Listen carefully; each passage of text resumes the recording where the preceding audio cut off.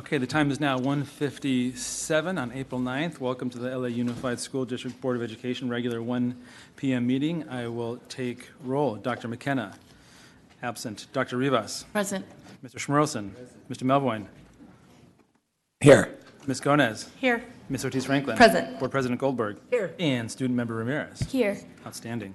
Good afternoon and welcome to the April 2024 meeting of the LA Unified School District Board of Education. We will be led in the Pledge of Allegiance by Broadus Elementary School in Board District 6. Would you please stand and we'll follow the children.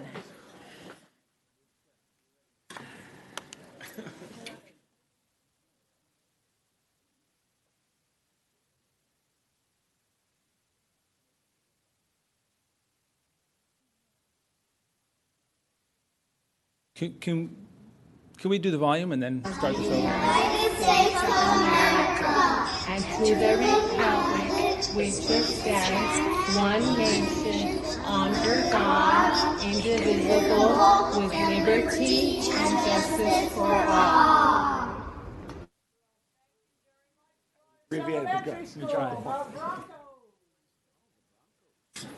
Brothers Broncos.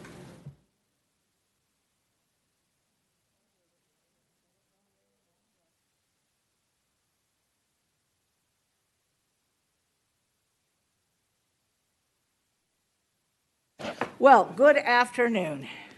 April is Autism Acceptance Month. It used to be Autism Awareness Month, but now we've decided we've got to do beyond just being aware of it. We have to begin to accept young people and adults who have autism. It's an important time to educate the public and to celebrate and destigmatize the perspectives of those who live with ASD. 1 in 36 children in the United States have been identified as ASD. Very important that there is a widespread understanding of the effects of autism on those who have it and on their loved ones. Understanding increases acceptance of people with ASD and also allows us to celebrate their unique gifts. The unique gifts associated with autism, like greater memory, like problem solving, like pattern recognition, creativity, and even a strong sense of fairness and justice. Also, Friday, April 12th, is called Day of Silence. Day of Silence is a nationally recognized student-led demonstration where LGBTQ plus students and their allies all around the country and the world protest the harmful effects of harassment and discrimination of LGBTQ plus people in schools. In the past, students would go through an entire school day without speaking, ending the day with breaking the silence rallies to bring attention to ways their schools and communities can become more inclusive. But this year, because there have been more than 800 anti-LGBTQ bills introduced in states around the country, the Gay, Lesbian, and Straight Education Network, or sometimes called GLSEN, is asking everybody to participate in the Day of No Silence by taking action to support LGBTQ plus students and staff. Whether you participate in silence or by taking action, let's remember we still have a long way to go in terms of equality and inclusivity, and that it's up to each and every one of us to be an ally and an advocate for the LGBTQ plus community. Together, we can make a difference and create a more inclusive and accepting world for future generations. Now we'll hear from our labor partners. And I see some, but I don't see any that have said, okay, come on down. I didn't see anybody who had said they were going to speak. Welcome.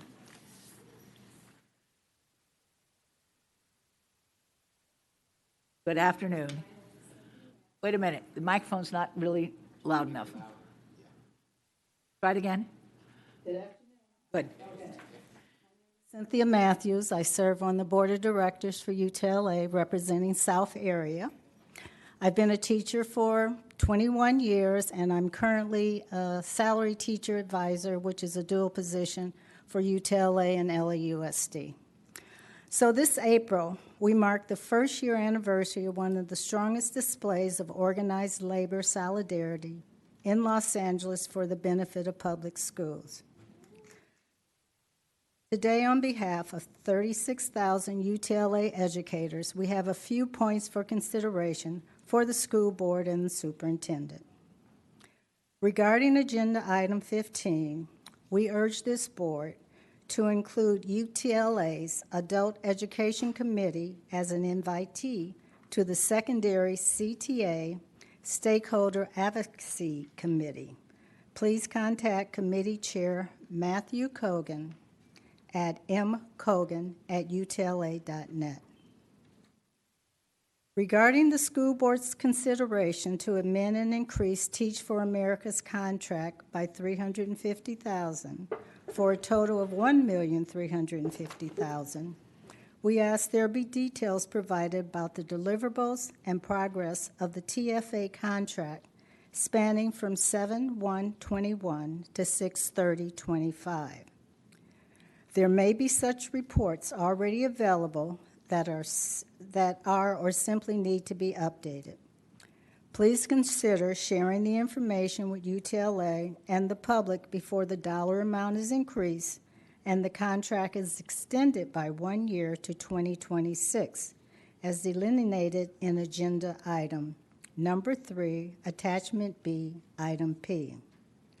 As unionized labor, we take issue with any outsourcing and privatization that threatens our unionized jobs in LAUSD. For item 3, BEO report from the Procurement Services Division, Facilities Contract Attachment A, item F. We would like to know the scope and primary purpose of the work, the single source contract to hire a strategic consultant for the district to cost $200,000 from general funds. It would be beneficial for the public to hear the reasoning for the single source contract over a competitive one. As UTLA, we have and continue to support ongoing support for multilingual learners. The multilingual learner population includes newcomer students who may be immigrant, asylum seekers, or have refuge status. We have a duty to provide local support to this high-need population that is harmed by a myriad of problematic U.S. global political policies that force families to leave their countries and make sometimes very treacherous journeys to Los Angeles. Because of the difficult conditions these students and their families experience, UTLA negotiated a side letter MOU support for immigrant students and families signed this past April. Educators realize the importance of a proactive plan to support immigrant, newcomer, asylum-seeking students and their families. Per the MOU, we convened the joint UTLA-LAUSD Immigrant Support Committee to assess demographics, existing services, and very obvious multi-language and legal needs. The committee needs educators that have gone above and beyond to ensure their new cover multi-language immigrant-seeking students can navigate their schooling and also their new life in the United States. As a point of reference, LAUSD has assigned the Student Health and Human Service Department the work of this committee. We would like to work with Board Member Gomez on the resolution to support multi-language learners. We ask Board Member Gomez to work with UTLA's Immigrant Support Committee members to ensure the best outcome for the students. Board Member Gomez may contact UTLA Elementary Vice President Marie Miranda, mmiranda at utla.net, leading up to the May 7th action on this resolution. Thank you for listening. All right, thank you. All right. Are there any other labor partners who wish to be heard? I see one. Go ahead, Ms. Parrish.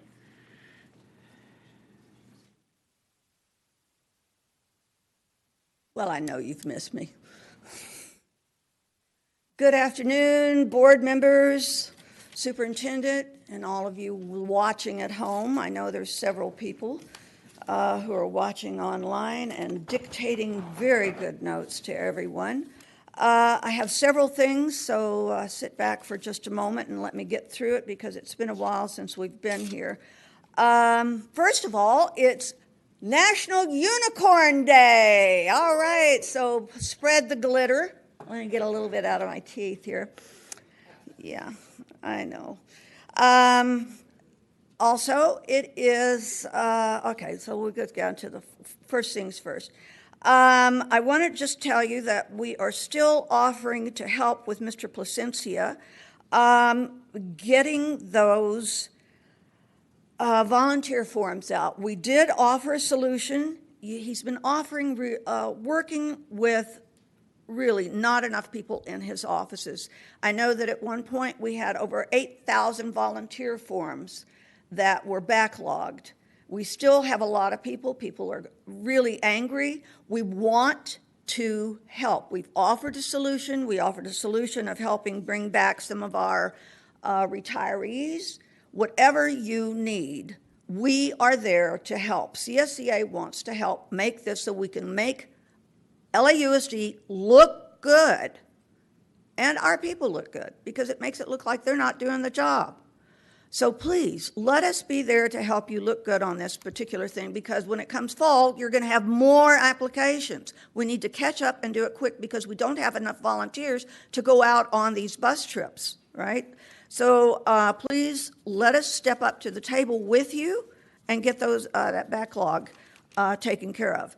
The other thing, and you guys who have heard me ad nauseum, you can just close your ears because the superintendent doesn't know a lot about this. Flexible spending. Those of you who know, this is my least favorite thing. Flexible spending came about in 2008. It was started by someone who's never worked at a school, and it started just before the Great Recession. Seemed like a great idea. Let's just cut the schools and the staffing here in the buildings back to skeleton crews. The people who were most on those lists were CSEA people. We went from 8,000 members down to less than 4,000, maybe 3,200 people. We've never gotten back up to the numbers that we had. We are still operating with skeleton crews at schools. Skeleton crews at the schools, folks. Your elementary clerical staffing for your norm day ratios, 749 kids before you can get an extra office tech. That means basically that for 749 kids plus their parents, that's 1,049 people, 98 people they have to take care of, plus the teachers. Now you're up to maybe 1,528 people for one person, plus the staff, 1,548, plus an extra parent, 2,048 people. Wow, one office tech taking care of over 2,000 people. What's wrong with this picture? And I know that you guys got a letter from an office tech sent to all of you. I didn't get it. She sent it to all of you anonymously. I don't know if you read it. It was a plea telling you what was wrong, how overworked they are.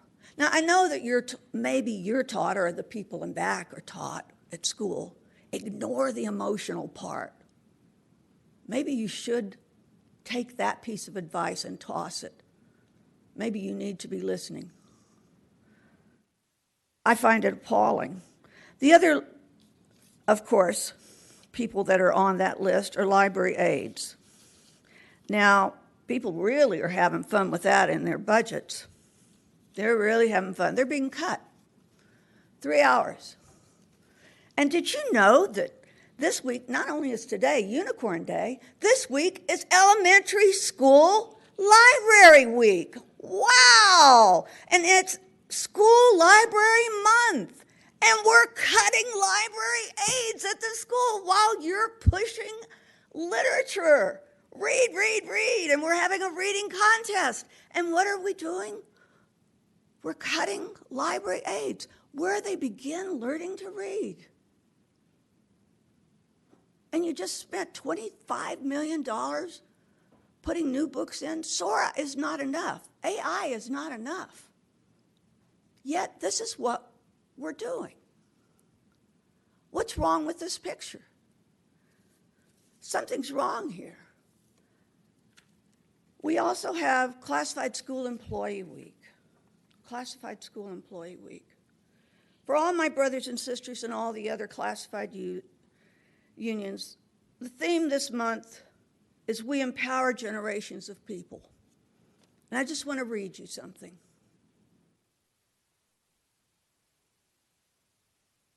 Last week, a former parent, now a substitute teacher, came into my library with tears in her eyes to let me know that two of my former students' father had a massive heart attack and died. The young man was only 45 years old, highly accomplished, incredibly successful, Navy veteran, just promoted to a VP in an architecture firm. Ooh, and was he good looking. And he had seemingly everything except a heart that was working correctly. He left behind a grieving, loving wife, two wonderful sons in middle school who thought the world was theirs. It was by all definitions a perfect family, perfect ideal life. And in one horrible moment, it was over.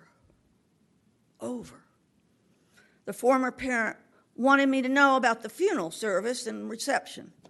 Unfortunately, it was at a time that I already had plans with my husband. You know, perhaps I could just go at the end, right? Well, as my husband and I were driving home, I told him, you know, I'm going to go straight to this reception. I'll just drop you off and I'll go. I just want to see the boys, right?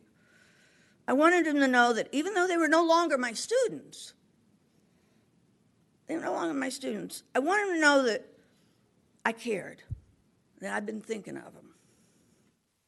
Texting for directions, I got there just as everybody was cleaning up. And there were just a few people at the house. The man who answered the door with a baby on his hips, he looked quizzically at me. I mean, I wasn't dressed exactly in funeral garb, and I said, I'm here to see the boys. To say I was a little uncomfortable at first is to put it mildly. People were looking at me. I was very late to the reception. I wasn't dressed appropriately. I didn't know what the Jewish customs are. But Shauna came up to me and told me, hey, it's good to see you. I said, well, I'm here for the boys. She pointed out on the patio. I didn't move very far into the room, maybe 2 steps, when one of the boys looked up and he saw me. Ran into my arms. And we stood there for several minutes without a word. He clung to me so tightly, the whole room became silent. I stroked his hair, kissed the top of his head, and I said, they're never the right words, only to know that you're loved. And I'm here whenever you need me. He pressed into me even harder and cried. His mother left the room. It was just too much. Several people left the room. People were whispering to Shauna, wanting to know, who is she? She told them, she's the librarian over at the elementary school. And had a huge impact on the boys' lives, all the children's lives at the school. Huge impact on the kids' lives. Wow. I had no idea that the parents even felt that way, that anyone even felt that way about me. Library aide. I love my job. I love what I do, and I'm not alone. The library aides love what they do. We empower generations of children in our jobs. All the classified employees do. Never underestimate the power and the impact it has on a daily basis. from the campus aides to the library aides to the cafeteria workers to the office techs. We are there for the children, and to have us on flexibility lists is insulting. It is insulting. We bring our wisdom, our knowledge, and most importantly, our hearts to these jobs. Never forget that we empower generations of children.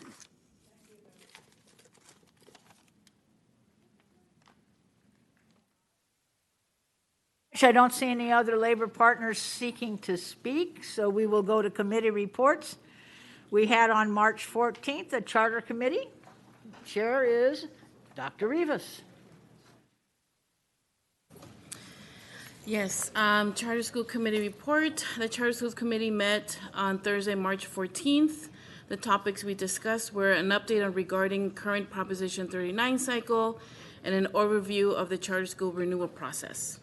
The committee learned that an update on the district's preliminary proposals, the projected number of charter school renewals through 2028, and an overview of the charter school renewal process, reviewing the criteria and this CDE, California Department of Education performance classifications for high, middle, and low performing schools.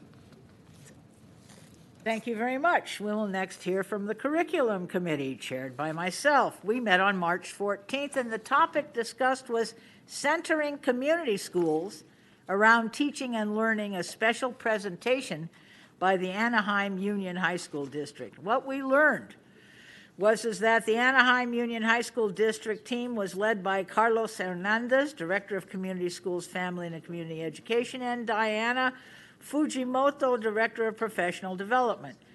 Their district is a 712 school district that includes 21 schools and serves 26,000 students, and all of their schools in Anaheim Union High School District are community schools.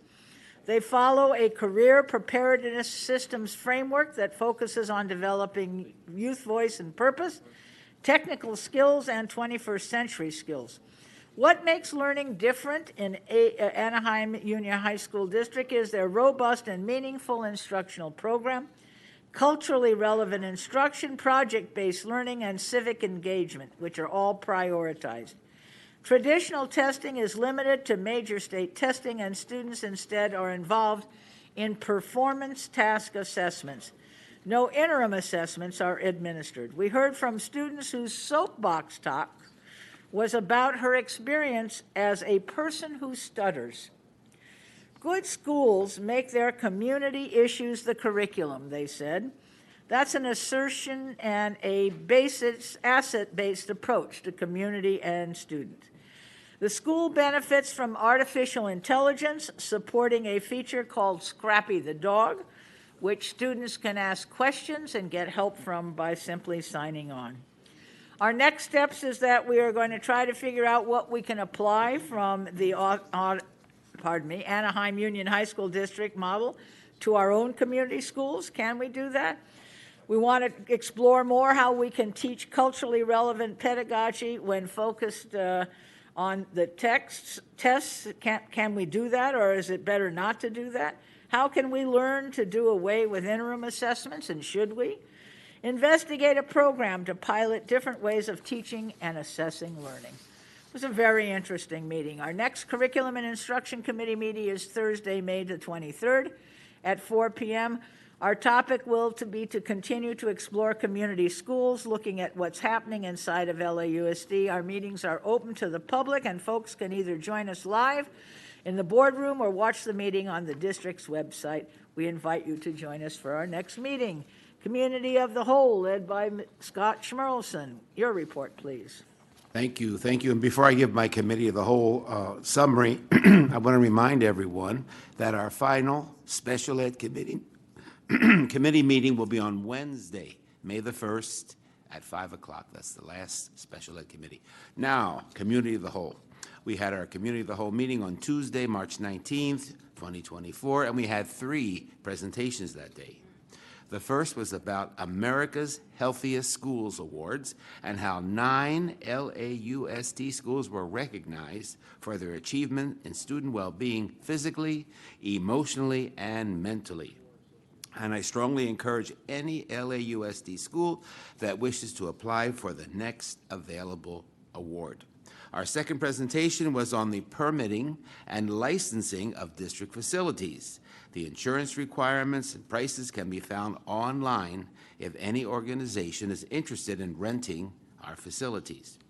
And in order to improve our processes and better serve our schools and communities, Superintendent Cavallo has committed to exploring further how the district can best improve and streamline the leasing and risk management process. And our final presentation was an update on the Excellence in After-School Programming Resolution. We have 78 high schools who offer after-school programs with community-based organization partners. And the district hopes to have these programs in all of our UTK to 12th grade schools, every school, by 2025. A stakeholder survey was sent out last September, but only 8.2 of our students responded. I don't know what happened to the rest of them, but only 8.2 students responded. We've got to get that fixed. And our next committee of the whole meeting will be on April the 16th, 2024 at 9 a.m. Thank you, Jackie. Thank you very much. And now from member, not Ortiz Franklin, but Gonez, Children and Family and Early Education. Thank you. I'm happy to share that last week we held the fourth meeting of the Children and Families and Early Education Committee. We dove into our dual language and special education programs. There's some amazing work happening across languages for our youngest learners across all the different cultures that we represent in the district. And there's also an array of special education programs for our youngest learners, starting with babies through toddler age. We also discussed how we're measuring quality across our early education programs to ensure that we're providing great learning experiences for our youngest learners. Some ideas for further follow-up from the committee were how to expand our dual language programs further and add more languages, including tackling challenges that we face in growing our programs, such as staffing, expanding the reach of our programs through different cycles of improvement in terms of recruitment and outreach to families, as well as creating opportunities for our preschool and kindergarten educators to communicate, work together, and inform each other's practice. Finally, I'm excited to share that we're actually adding an additional meeting this year. This final meeting of the committee will be held on Thursday, May 23rd at 10 a.m., and we'll discuss overall recommendations from our committee work this school year, as well as district policies on family leave, employee childcare, and how we are supporting our employees who are also families with young children. Thank you. All right, that ends the committee reports. If you want to find out when committees meet, you can find that out at achieve.lausd.net, the website of the district. We now come to consent items. We will now go through all of the items that are on the agenda that do not require a public hearing, and board members will say either consent or off consent. Each board member has taken advantage of time in the last 10 days to look over every item on the agenda and to meet with district staff to ask any questions. We do this because to go through some 23 items one at a time would take us into next week, and we don't want to do that. So what we will do now is go through the agenda, and board members will either say consent or off the consent, but if they say consent, they can still also say that they have a question on an item or two. So first item is the initial bargaining proposals for AALA, UTLA, and units A, B, C, D, E, F, G, H, J, and S. Consent. Consent. A comment, okay. Item number 2, approval of procurement actions. Consent with lots of questions. Okay, I have a couple. Okay. Rocio has a couple. I have Anybody several. else besides those? Aye. What? Okay, got it done. Approval of facilities contract actions. Consent. All right. All right, I have just a couple questions on 2. Number 4, we will not take up right now because it's about 49th Street major modernization, because we have to take up item 14 before it, which is the authorization of a negative deck, which is part of the CEQA process for doing major modifications of schools or building schools. Are those items okay for consent after we at least go through them in the order they're Yes, supposed to be? yes. Hearing that, all right. Item 5, define and approve 13 board district priority projects. Consent. Item 6, define and approve 6 wireless convergence projects at adult and career education campuses. Consent. Item 7, define and approve the East Los Angeles Occupational Center classroom replacement project. Consent with question. Okay, so there's some questions on item 7. Did you get those? Okay. Item 8, consideration of 2 business improvement district petitions. Consent. Item 9, report of cash disbursements. Consent. Item 10, donations of money to the district. Consent. Item 11, approval of routine personnel actions. Consent. Item 12 is not on consent because it's provisional internships. And item 13 is not on consent because it is a resolution for the declaration of the need for fully qualified educators, and we'll explain what all of that means when we get to it. We've taken up 14, item 15, secondary career technical education stakeholder advisory committee. Consent. Consent. I just have a quick question on that one, just very quick. And Rocio also. Item 16, the ratification of the special education master contracts with non-public school agencies. Consent with question. Consent, okay. And Mr. Schmolson has okay. Item 17, statutory school fees, level 1 developer fees. That's a public hearing. But I guess you can put it on consent after the Consent public with questions. hearing. Okay. There are cues, okay. 18 is related to 17, which is a developer fee policy update. Consent. Consent with question from Mr. Melvoin. Okay. Item 19 is an initial announcement of a motion about our classified staff. And item 20 is an initial announcement on my behalf and Mr. Schmerlson supporting Senate Bill 333. Item 21, motion declaring salaries indefinite to comply for law. Consent. And item 22, report of correspondence. Consent. Item 23 is the minutes of board meetings on December 12th, February 13th, and January 23rd. Consent. Initial announcement by Ms. Gomez, Éxito y Promesa, deepening and expanding support for multi-language. We don't say anything about it. We just mention that it's there. All right. Having done that, we now come to the superintendent's report. Thank you very much, Madam President, and good afternoon, everyone. I'll be very brief in my introductory comments. Today we have a presentation on a matter that is of critical importance to our stakeholders. We often hear from parents, students, staff members, community, leading agencies specific to the issue of safety and security, not only in our schools, but our community, recognizing that many of the issues that translate into acts of violence or issues that pose risks to staff or students often are not born within the school. They arise through conflicts in the community. So addressing safety and security for our schools is taking a comprehensive look, having meaningful conversations with the community stakeholders, listening to every voice, and then appropriate resources and make decisions that are in the best interest of our students and their families. We have been having those conversations. In fact, a number of you may have already participated in community-based conversations, bringing in the stakeholders to listen to their input, provide ideas, allowing for a dynamic interchange of conversations and ideas specific to ways of improving safety and security in our schools.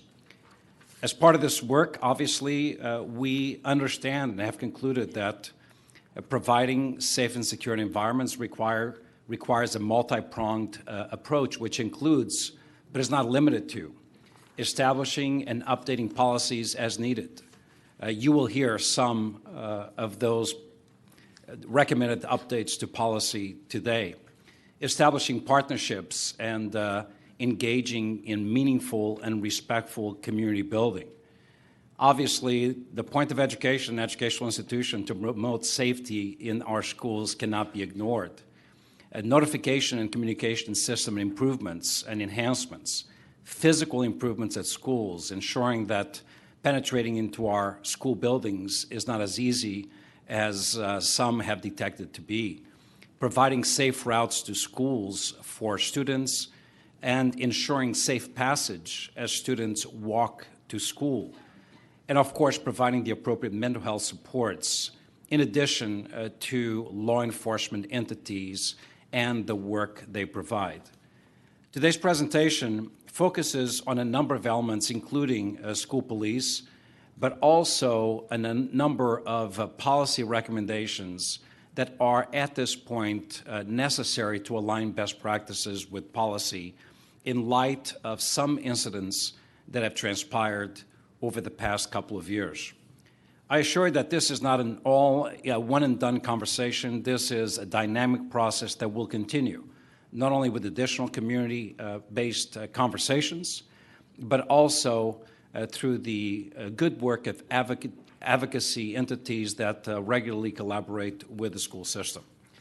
So before I bring up Mr. Andres Chait and Chief Zipperman, let me take a moment of personal privilege to recognize someone who's been a true leader, a public servant, a professional, a friend to our kids, to our school system, and to me personally.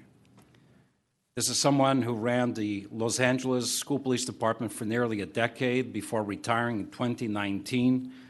As is often the case with individuals who retire from our school system, they go out there into the world. It doesn't taste as good as they remember it, and they want to come back. And this individual returned back to us. And he has served this district well for an additional year and a half. But now he tells us it's time.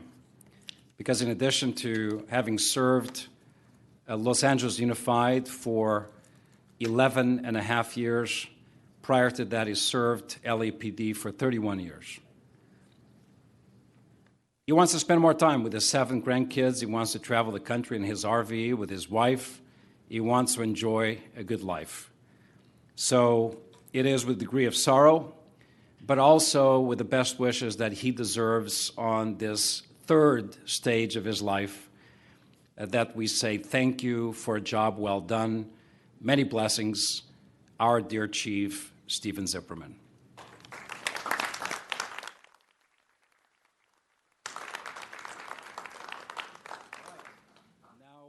Presentation by Steve Zipperman and Chief Zipperman and Andres Chait. Thank you, Superintendent. Before we get into the presentation, I just want to say thank you for the kind words. Very simply, it's been an honor and a privilege to serve this district, a student of this district, in every capacity. I think most of you probably know by now that public service is a passion of mine. It's been a passion for 44 years. So I want to thank you for allowing me to serve the district twice. It is time to take a look at the next road ahead. I just want to say thank you for allowing me to have the opportunity once again. And I will say that I could not have accomplished what I've accomplished here safety-wise without the amazing team members of the men and women who wear the badge every day and in uniform every day that are out there making sure our staff, our students, and our school community is safe. So thank you very much. Andres?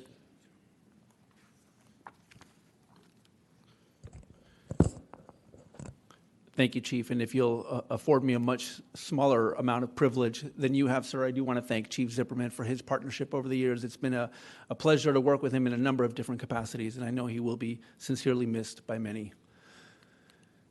So as Superintendent already teed up, we'll be looking at a few key updates and refinements around district policies related to safety. As always, we ground our work in the strategic plan.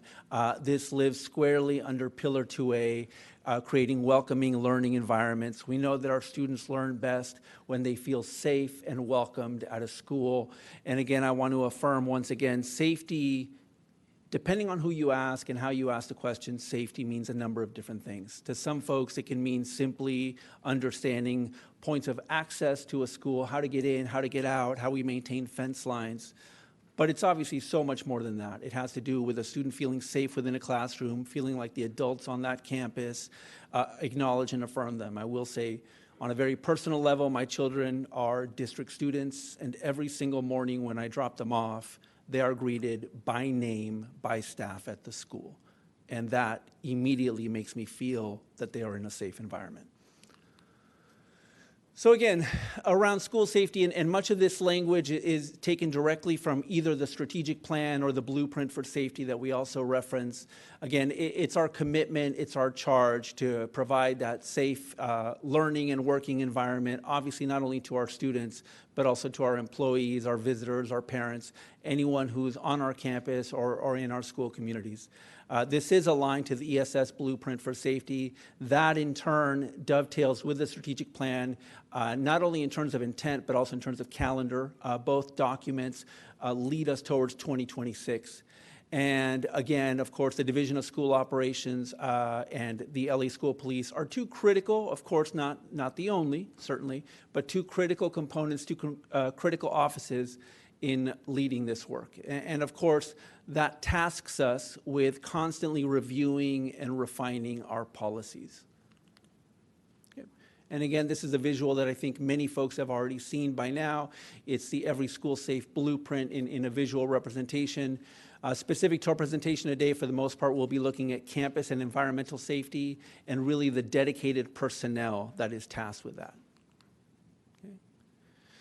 In terms of budget, we wanted to again ground our work in the expenditures, the budget that the district puts forth around safety. And I want to offer, before I even dive into the numbers, I want to offer a simple asterisk.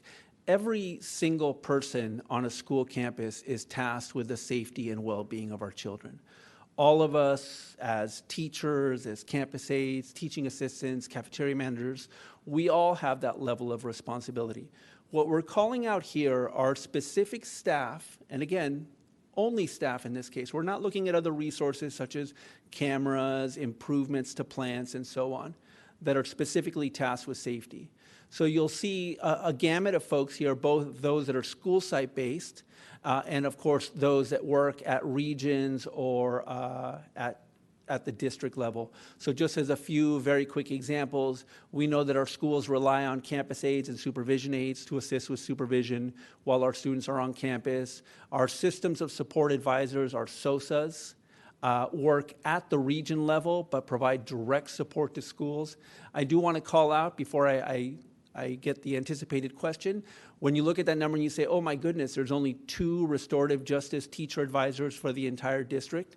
That is the case, but that is because much of the work around restorative practices has been taken on by the SOSAs. So the SOSAs and the RJTAs work hand in hand. It's not exactly the same job classification. I want to be very transparent about that, but the work is very much in alignment. So with that, I am going to turn it over to Chief Zipperman, who's going to highlight some of the budget expenditures under the school police budget that don't go directly to sworn officers. Thank you, Andres. As we take a look at the school police department budget, as already indicated, about $44.5 million for our sworn positions, and those are directly related to our officers in uniform that are patrolling our safe passages, responding to calls for service in our campuses. The 44.5 does not include some of the other duties, such as detectives, our civilian staff, and even our school safety officers. But these are the folks that are dedicated to the school hours, responding to calls for service and ensuring the safety of our district. So when you take a look at what some of these budget items go for, particularly as pertains to doing what we can do to enhance the ability for students to actually feel safe and learn and ensure that the educational environment is not here for any type of punitive type measures. We take a look at our diversion program, and we have officers, all of our officers are are trained in how our diversion program works. And as you know, that program is designed specifically to ensure our young people have a teachable moment, even when they commit a minor offense of the law. It's to not introduce them into the criminal justice system. I think without a doubt, LA School Police, along with the district and our PSA counselors, have had what I would call probably developed a signature program in regards to diversion in LA County. We have dedicated some of our budget based on some of the vacancies that we had. We felt it extremely important to continue to ensure that our diversion program and the students who are in those programs, besides the PSA counselors who are directly work with them, we've now funded for each region the PSA counselors, and they are the so-called the conduit for the PSA counselors, and they are part of the equation when it comes to the 16 or so youth service centers throughout the district, the city of LA, where these transactions and these conversations actually take place in interaction with the students involved in diversion along with their parents. So about $592,000 comes from our budget to ensure that partnership. The $1.56 million for our mental health evaluation team, our MET unit. So along, with the diversion program, when you take a look at the student-centered services for our students that are experiencing any type of a mental health crisis, we are teamed up with our PSWs, and each day we have an officer who's in a soft uniform along with a PSW who responds to these mental health calls throughout the day. And we average about 600 calls a year for that particular purpose. And they work hand in hand. They're highly trained along with the PSW clinicians. As we go into the ending this fiscal year and going into the new fiscal year, we've recognized that as we continue to fill our vacancies, we also know that through attrition and hiring, which has been very robust, we've actually hired over the last year and a half, 2 years, about 50 officers. However, with the attrition, we know that those numbers sometimes don't look like an increase, so we've probably have a net increase of about 15 or so to 20 over the last year and a half, even though we've hired 50. And we've also recognized with those vacancies that we carry, we recognize we will probably hire another 25 next fiscal year, and through our, again, attrition, we realize we will not reach the entire $44 million of budgeted for complete hiring. To that end, in discussion with the superintendent, deputy superintendent, and district operations, we've realized that those positions really should be used toward our community-based safety programs, and this is something that Andres and his team are coordinating. So the $3.7 million will be carried over to the next budget year to ensure that the money that is for our vacancies that we realize we probably will not fill all next year will be utilized for the community-based safety program purposes to ensure it's being delivered in a direction that is appropriate for the continued safety experts. And again, this is something that we'll continue to evaluate as we continue to fill our vacancies, but recognize the money that is still, that we believe will be available because we're not going to fill all our vacancies. It's important that we utilize that money for the safety endeavors that we continue to take a look at. Andres?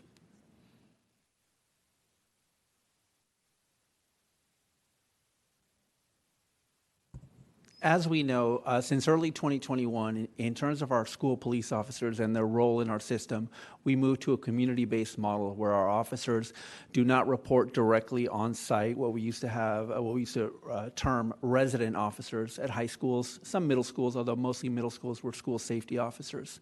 Since then, we've had them in the community. That said, there are instances where, due to urgent safety concerns, it is necessary and it is in fact prudent to have an officer on campus for a defined amount of time. Superintendent has alluded to this on a number of different occasions. Certainly you may recall that a few months ago when we had the unfortunate incident at Van Nuys High School, Superintendent spoke on this very publicly. So part of the update that we're bringing you today is around those deployments year to date. So just kind of again laying that foundation, when do we deploy officers to be on campus? And I want to be extra clear, this is again, literally when an officer, or in some cases officers, more than one, are essentially stationed on a campus for a defined amount of time. This does not include, for example, when school police will support at dismissal or at the beginning of the day, and they won't necessarily be on campus. They'll be at the point of ingress or egress. So when do we deploy? The most common reasons or motives for these deployments, mass school threats. Unfortunately, in a district as large as ours, we do receive on an almost daily basis some version of a threat to one of our campuses across our system. Threats can range from a social media post to someone making a phone call to a school and saying that something imminent, something evil or awful is imminent. So of course, that's one area. One is community violence impacting campuses. Again, in many cases, unfortunately, this may have to do with gang activity in the area, criminal activity in the area, or an individual or individuals, in some cases, that may be attempting to make access or gain access to a campus. And again, the last category is on-campus acts of violence. For case in point, the Van Nuys High School example that I alluded to a few minutes ago. One thing that I want to be very clear on before we look at the numbers specific to each board district and region, when we do deploy an officer, first of all, there is a process, which I will cover in the very next slide. And second of all, we never, and I say that categorically, we never deploy an officer in isolation. And what I mean by that is we never just send an officer or officers. It is part of our response. So we will send region staff, namely, most commonly, it will be the operations team. The operations team will go to the school and support with supervision, with whatever other assistance to our staff may be necessary. We will, of course, send our mental health team. We will send our PSWs that work off campus, our admin coordinators. We will also send folks that have training in restorative practices if we feel like that's appropriate given the situation. And to the extent possible, we do also marshal our community-based resources. We've had at least 2 instances this year where when we did send an officer later in the day, we also made contact with the vendor-provided Safe Passage program and said, instead of your staff reporting to the school today at their usual time of 3 p.m., can you have them report at 2 p.m., 1:30 p.m., whatever it may be, in order to provide that additional support? And we've gotten some pretty good feedback on that. So again, it's always a package of support that is sent to a school. It's never just, let's send an officer and that will address the situation. So again, in terms of numbers, when you look across our system, we have in the range of 780 sites. Again, those are physical locations. For example, my mind always goes to the Valley. The CCLA is 1 site, 4 schools. So again, just clarifying that. So across our 780 sites, we have had a total of 41 short-term deployments across 36 campuses. The difference, of course, the reason for the delta between 36 and 41 is because in some cases, some schools have had more than 1 deployment over the course of the year. And then for your awareness, those are your deployments by board district and then broken up again by region. Now, in terms of process, and again, one of the revisions that we're making to the process, and I'll kind of touch on this a little bit more at the end of this slide, but I wanted to tee it up first, is that we will be putting this in the form of a bulletin for our district. Right now, this process, for the most part, happens over communication, mainly email.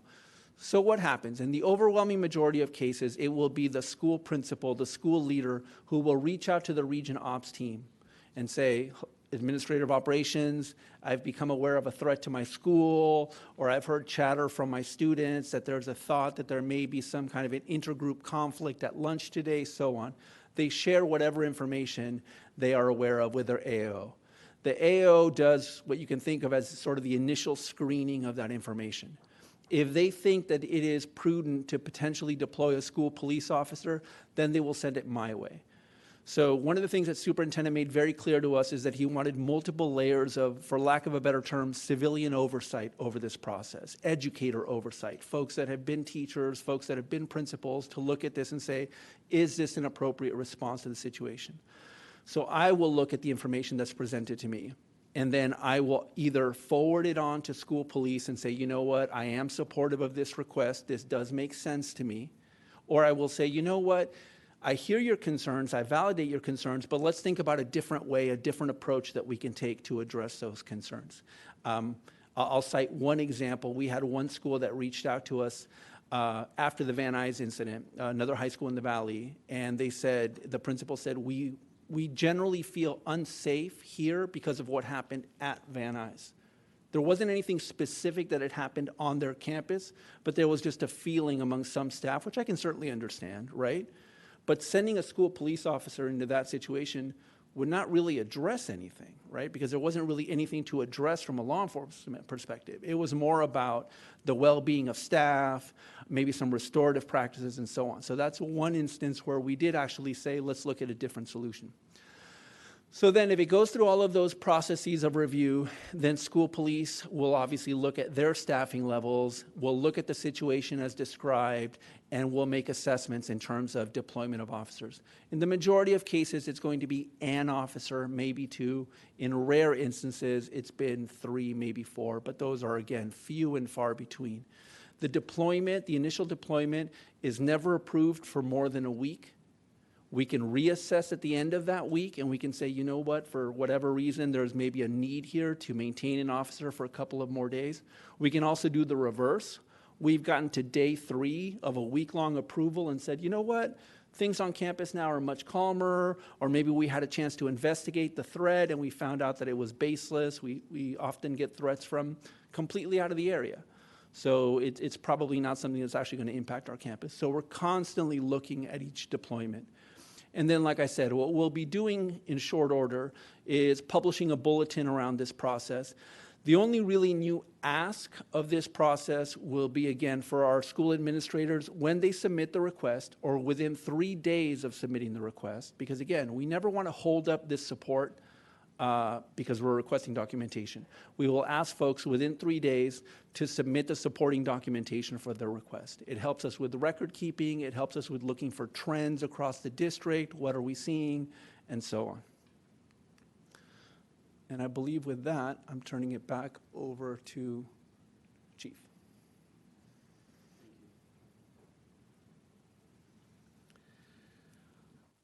I'd like to talk briefly about a revision to one of our policies that I know is very important to all of us.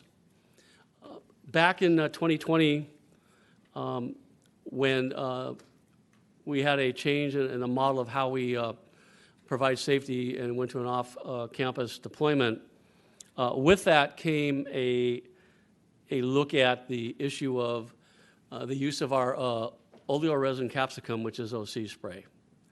And in particular, as a result of some prior incidents that happened on some of our campuses, the use of that OC spray with the overspray that was caused by some other students that were very close within the proximity of the physical altercations with some students when the officers responded, were affected by that. Now, our policy has always been, and our hope is that we never have to use any type of physical force. We hope that whatever issues that we're dealing with on campus when we get called is something that we could, through the use of any type of de-escalation without any type of physical altercation or physical contact with a student, is what we'd hope for, whether it's a student or an adult. With that being said, our policy has always been, when we take a look at the use of any type of OC spray or any type of use of force on any minor or juvenile, that is something that is closely monitored, and it's only when something is absolutely not only reasonable but absolutely necessary to ensure the safety of everybody involved without anybody getting further injured.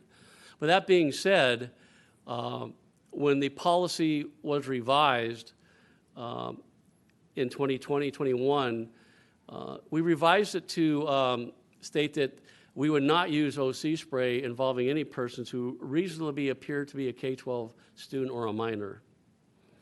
And as that policy was implemented, we did recognize that sometimes it may be difficult to, even particularly off campus, is to try to understand, well, is this person a K-12 student? Is this, so, and it becomes very confusing sometimes.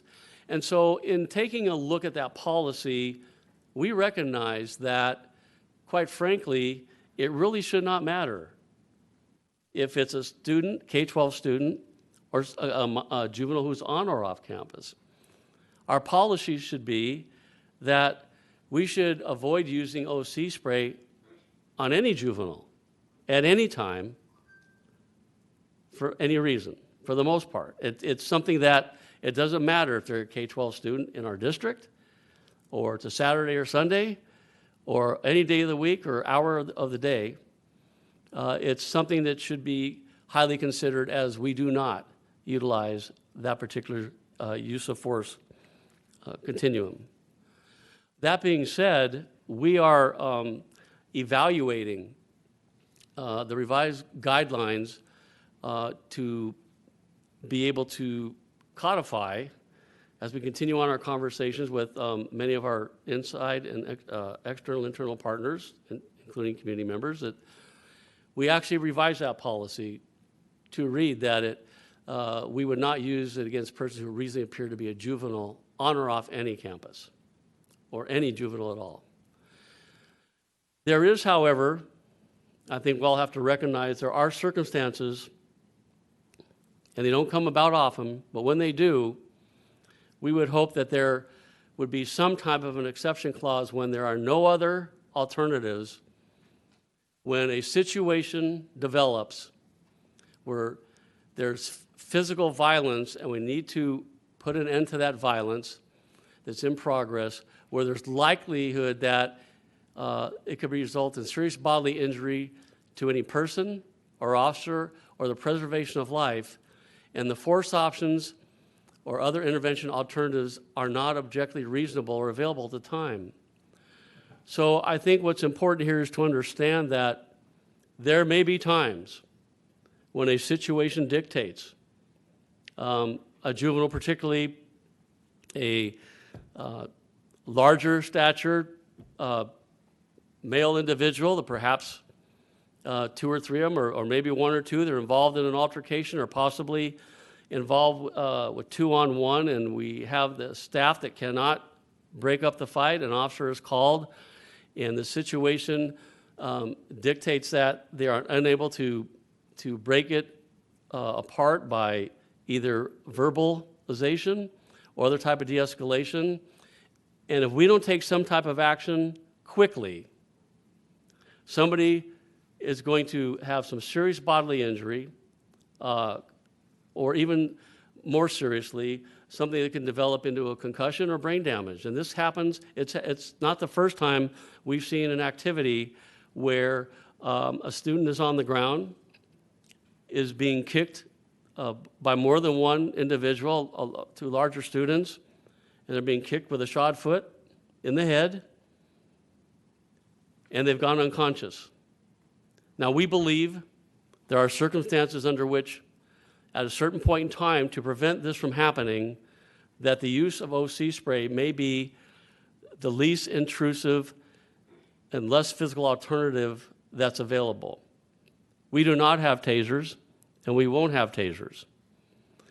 But sometimes we need to take a look at, are we going to physically try to grapple with a person and get somebody on the ground to stop this, if the officer is able to do that, a single officer? Or the other option, which was OC spray in the past, which currently is not an option, the next option could be a baton. We're not going to take out a baton and try to stop this violence on the chance of probably breaking a bone So there is a special time, or a time when we believe the utilization of OC spray may be the best alternative for everybody involved. We are looking at realizing that in the past that overspray has become a concern, and we're looking for the feasibility of looking at the OC gel or foam options rather than the spray. We are looking at this. There are agencies that do utilize this type of spray rather than the aerosol. It is a foam or gel, and we believe that the circumstances under which we may have to utilize this may be a better alternative if that exception does ever kick in. So these are things that we're continuing to evaluate. It'll take some time. Again, we're working on this with subject matter experts, with folks from the outside as well as internally, to decide what would be a best alternative if this exception clause is introduced, which I believe is a very, very valuable thing that needs to be in there to ensure that there, under a certain situation, a policy would allow that, as opposed to not having that policy and tying the officer's hands to not be able to utilize something that could possibly be the least intrusive and less injurious type of way to stop an event.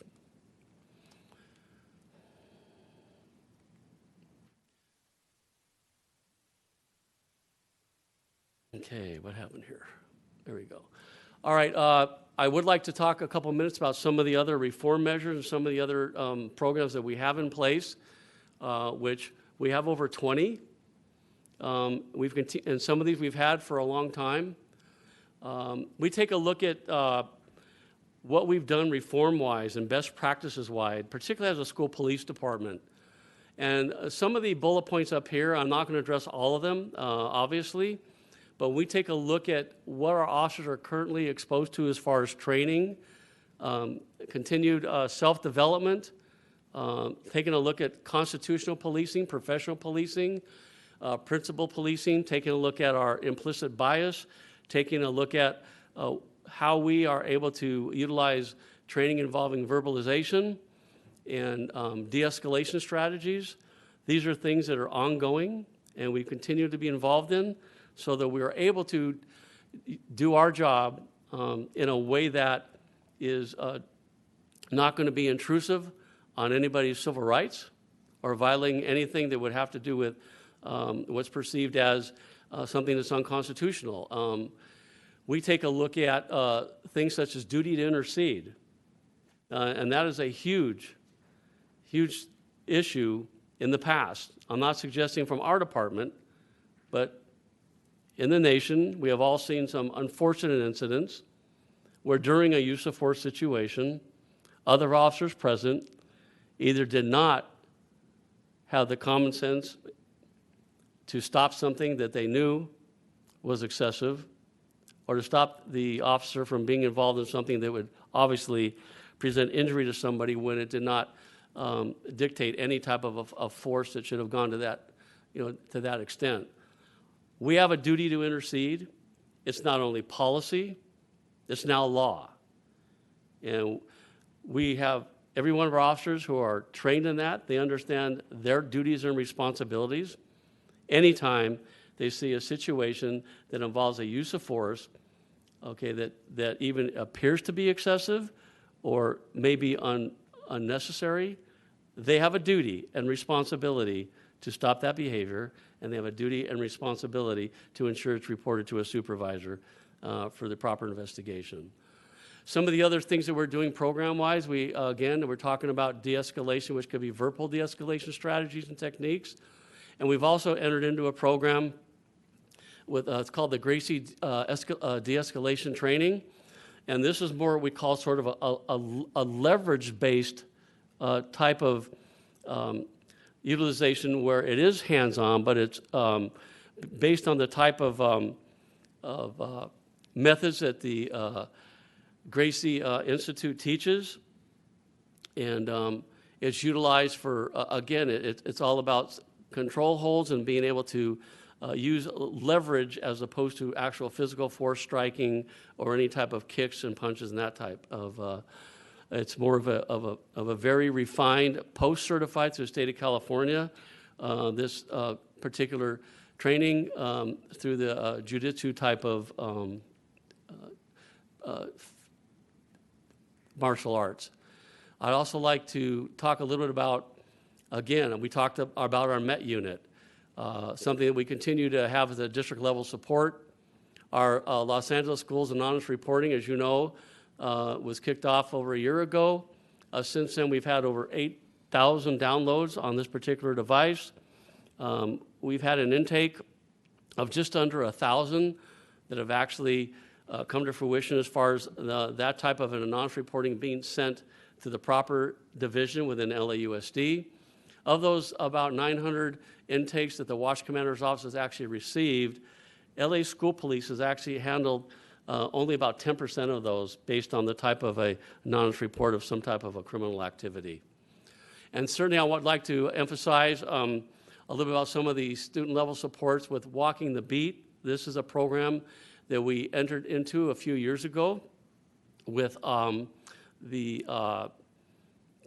it's called the Fountain Theater and the Youth Ensemble, in which our officers team up with students from local high schools. And last summer, we teamed up with some students from Hollywood High School. This is a program where 6 stranger officers meet 6 students who, for the first time, probably both of those entities having some type of implicit bias, some type of preconceived understanding of what the person is about. It's about a 8-week program during the summer, and the officers and students work together and create an actual performance that's a live performance they put on at the Fountain Theater at the end of the summer. And it's basically an entire, I would call it almost like a skit, a play in which they bring about a particular type of a community situation or a situation involves trust. And at the end of the 8 weeks, to see both the students and the officers have such cohesion and understanding and the implicit bias almost gone on both sides, and to watch these performances is really something amazing. And I would encourage any of the board members to certainly take a look at something like that during the summer. We'll send you an invitation on what those performances look like. Rocket Rules, of course, is a outreach to our K through 3-4 students. This is an animated live interaction with a talking dog, and it's a it interacts with students, and they talk about all different types of safety rules, from stranger danger to traffic safety and everything else. And it's been a very valuable and popular program in conjunction with our Division of Instruction. And of course, our anger management program for students, AMPS, it's been around for over 15 years. This is a talking police car that is motorized, and it talks to our 3rd and 4th graders about anger management, about bullying, and about being responsible.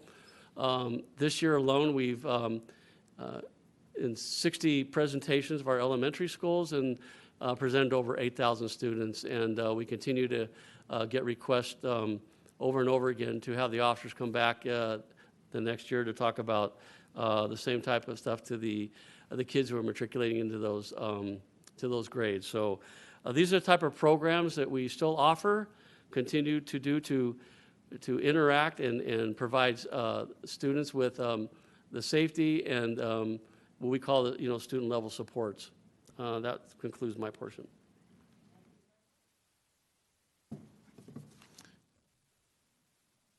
Thank you, Chief. Just very quickly bringing this to a closure. Superintendent alluded to this in his opening remarks. We are doing a number of engagements with different groups, students, parents, employees, civic partners around safety, of course, to inform the work that we presented today, but more so looking ahead to May, to the community-based safety plan that we want to bring forth. We want to ensure that we have authentic feedback from all of our constituencies. We had a very successful first annual Student Safety Summit back in March. Since then, we've had a number of additional engagements with students. We met with Students Deserve about a month ago. We met with Community Coalition. We're meeting with student groups through your board advisory groups for those of you that do have those groups. So again, we're really trying to capture that authentic student voice. Additionally, again, we are hosting town halls by region, one meeting for employees, one meeting for parents, because we understand that while we are all part of one school community, we may have different vantage points around safety. We just had our Region East convening over at Wilson High School just last week. We had our South convening at Gardena just before spring break, and we have 2 more meetings coming up. We have Fairfax High School coming up next Thursday, and then the Thursday after that will be out in Region North. And again, we're asking folks to engage with us around the topics that you see up there. We do put folks into breakout groups. The charge that we've given to presenters is basically talk as little as possible. We want to hear from parents. We want to hear from employees. So we do a very quick front loading of information, and then it's dialogue, dialogue, dialogue.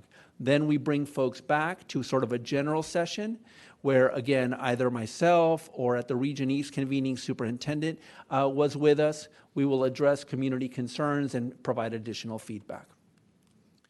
And like I mentioned, again, we're also engaging with folks sort of outside of our ecosystem in terms of our civic and business leaders and community organizations, and we are very much prioritizing engagement and interaction with our administrators. We know that our administrators at our schools are often tasked with all things safety at our schools.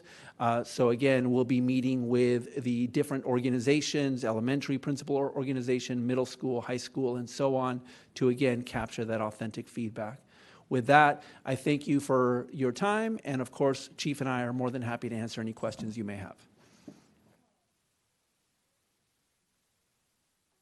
Start us off. Thanks, and thanks to you both for presenting at our safety committee as well. We've had several conversations. Just a few quick ones from me. First, I appreciate that you said safety is everyone's responsibility, and I think it's just helpful to ground us, and if you can help us remember, what are some of the trainings that everyone goes through about student safety? All employees, that is. Yeah. So as part of the required trainings that all employees take, for example, one of the trainings that we offer is around breaking the silence. What that has to do is around our responsibilities as employees, around mandated reporting if we're aware of any inappropriate conduct or contact between adults. In many cases, unfortunately, or in some cases, it may be community members, it may be employees. Our responsibility is there. For next year also, we're adding, as part of the Every School Safe Blueprint, we're adding a universal training around de-escalation and what that looks like. Most of that work is, of course, done verbally, looking at cues that students may manifest before it translates into physical conflict. So that's another piece that we're adding. Chief, anything you'd like to add on that? No?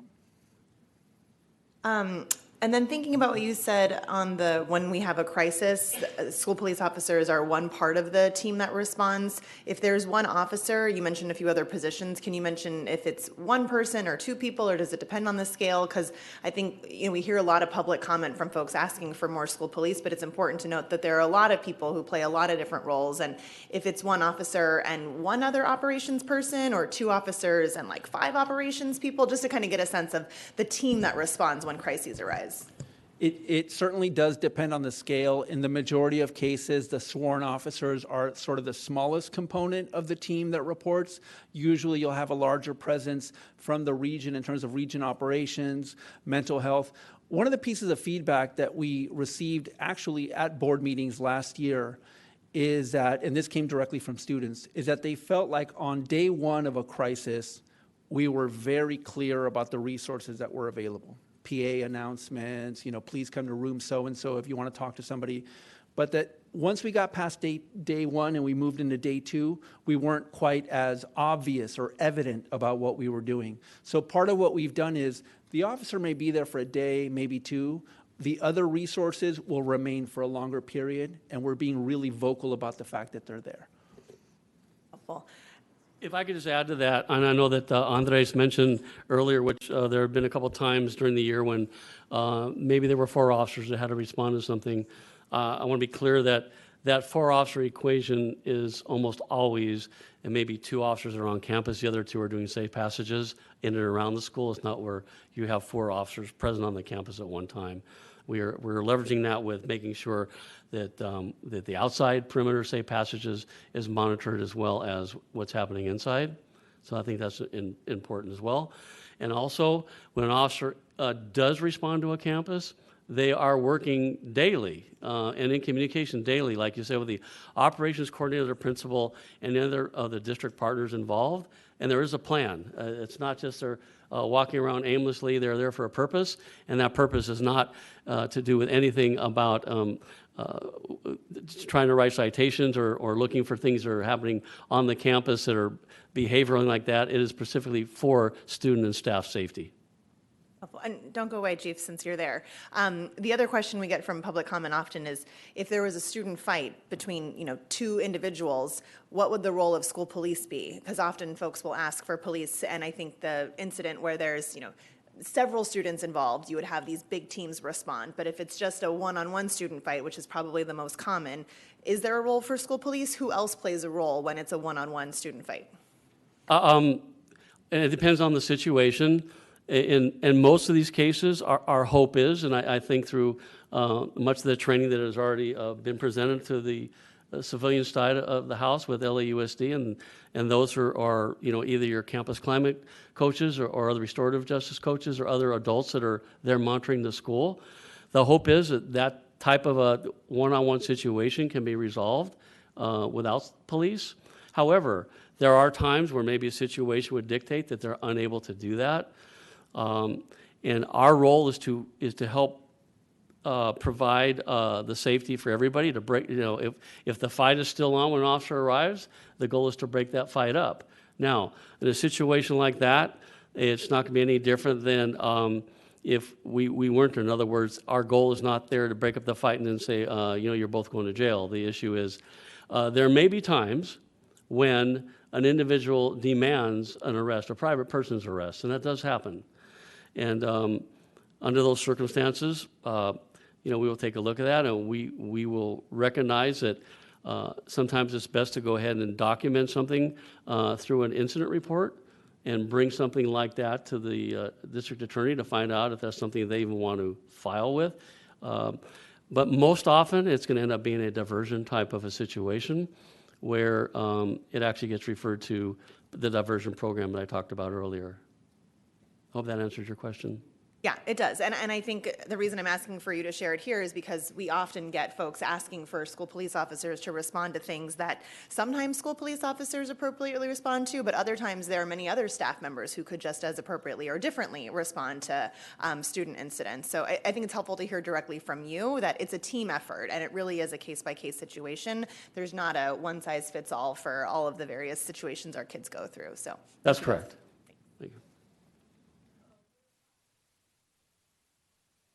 Yeah, thank you, Jackie. I have a series of questions, and you may stop me whenever and give someone else a chance. I'd be happy to do so, okay? So you talk about refining and reviewing policies and procedures. So how often? Quarterly, annually, monthly? How often do you refine and review policies? Nearly daily, frankly. One of the things that we do now as a practice when we do have an incident that requires a significant response from school police or even non-school police from other staff is we do what's called an after-action meeting, where we actually meet with the staff from the school, usually administration, in some cases with other folks as well, and just go over what happened. Excellent. What happened, what went well, what maybe could be done differently. Again, I hate to keep harping on this example, but at Van Nuys High School, one issue that came up is the school is on lockdown per direction from law enforcement. Kiddos needed to use the restroom. That we have processes for, but kiddos also needed to eat. And so we needed to look at what is the process? How do we safely feed kids when they're in a long-term lockdown situation? Okay. Another question. What's the exact role of our school police officers in helping a psychiatric social worker dealing with someone? what is their role and what is the psychiatric social worker's role? That's a great question. And before we implemented the MET unit, oftentimes a school site would take on and looking at a 5585 situation. Define that for our people. 5585 of the Welfare and Institutions Code has to do with a situation whereby a student is in some type of a physical danger in the sense that they are unable to care for themselves or in a danger to themselves. They maybe have suicidal ideations, whereby there may be a need to have intervention beyond on-site counseling, which could include a possible committal or at least to be seen by a professional, a doctor. In the adult world, it's a 5150, and those that are under 18, it's a 5585. In the past, sometimes what we've noticed was, and because a police officer by law does have the training and the ability to actually fill out the form that will require the transportation and presentation to a medical facility for a student to be evaluated professionally. Sometimes those waits took 3 to 4 hours. Sometimes they took longer. And sometimes the help that was needed was being delayed as a result of trying to get an officer on site or even having a transport from the county. So we created a team that are together with a clinician and an officer. And what we've realized is, first of all, we're not tying up patrol officers for this, but these are dedicated officers. And working as a team, what we've realized is between the clinician and the highly trained officer who's gone through a lot of training, they're able to resolve many of these issues, maybe even to determine this is really not a 55-85 committal type situation. It could be other interventions that are necessary, continued counseling type stuff. But when a transport is necessary, it would happen immediately. So I think what we've realized, I think that with the over 600 calls a year that have been handled, probably a much smaller percentage than actual transport and committal for the intervention from professionals. So it really is designed to work as a team. And what we usually like to see happen is allow and depending on the situation, we'll allow the psychiatric social worker to actually take a lead and really try to help resolve it. But they communicate with each other, they're team members, and they together will decide what they think is the best possible solution for the welfare of the child. That's great to hear. They know each other, they know their Absolutely. roles. That's They're excellent. same partners every day. I appreciate that. So can you tell me, where does LA School Police jurisdiction begin, and where does LA Police and Sheriff begin? I mean, how do you know who's going to handle what? Well, I think in this vast 714 square miles of this district, as you know, we have over 11 different law enforcement agencies that that are involved in the sphere of influence of LAUSD. LA School Police specifically is there to really address any issues involving our students during school hours that either happen on campus or would happen in, say, passages to or from school, certainly 90 minutes before, 90 minutes after, in definition of the safe passage time frame. We take a look at threats that happen daily, the mass school threats, bomb threats, the social media threats happening in the middle of the night, to ensure cohesiveness and a one procedure that is district-wide. School police will really take the lead on most all situations involving something that could be criminal in nature, safety in nature, threats, even things that have to do with our active assailant, active shooter response training that we do. So we have jurisdiction throughout the entire county. We actually have jurisdiction throughout the entire state of California if necessary. However, obviously our goal is to ensure that we focus on things that are school-related, safe passage-related, and things that have to do with in our schools. And what that does is it alleviates the need for a municipal agency to have to respond that may not understand our policies and procedures, may not understand the student mind and student brain like we do, because we've had training of 40 hours, post-certified training that our school officers go through.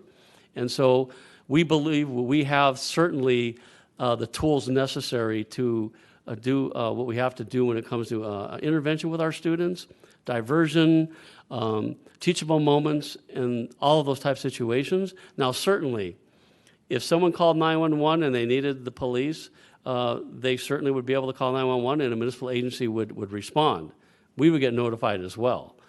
Absent a situation that's mandated by a law for a municipal agency to handle, such as a child abuse, suspected child abuse, and certain other type crimes, we would usually take the lead and certainly work with the municipal agencies to ensure a continuity of proper investigative resources. So I would kind of hope that if LAPD was called to a school, and you're hearing these calls, I would hope that a school police officer would also respond, because you guys are the best trained, really, of anybody in law enforcement in our area. So I would hope that you would be there as a backup. Not that the LAPD Yes. needs a backup, but you know the kids. Yeah, and there are times when someone may call 911 and and we still get called from LAPD or the sheriffs or an outside agency. Hey, by the way, we have one of our units responding to one of your schools. We would get notified.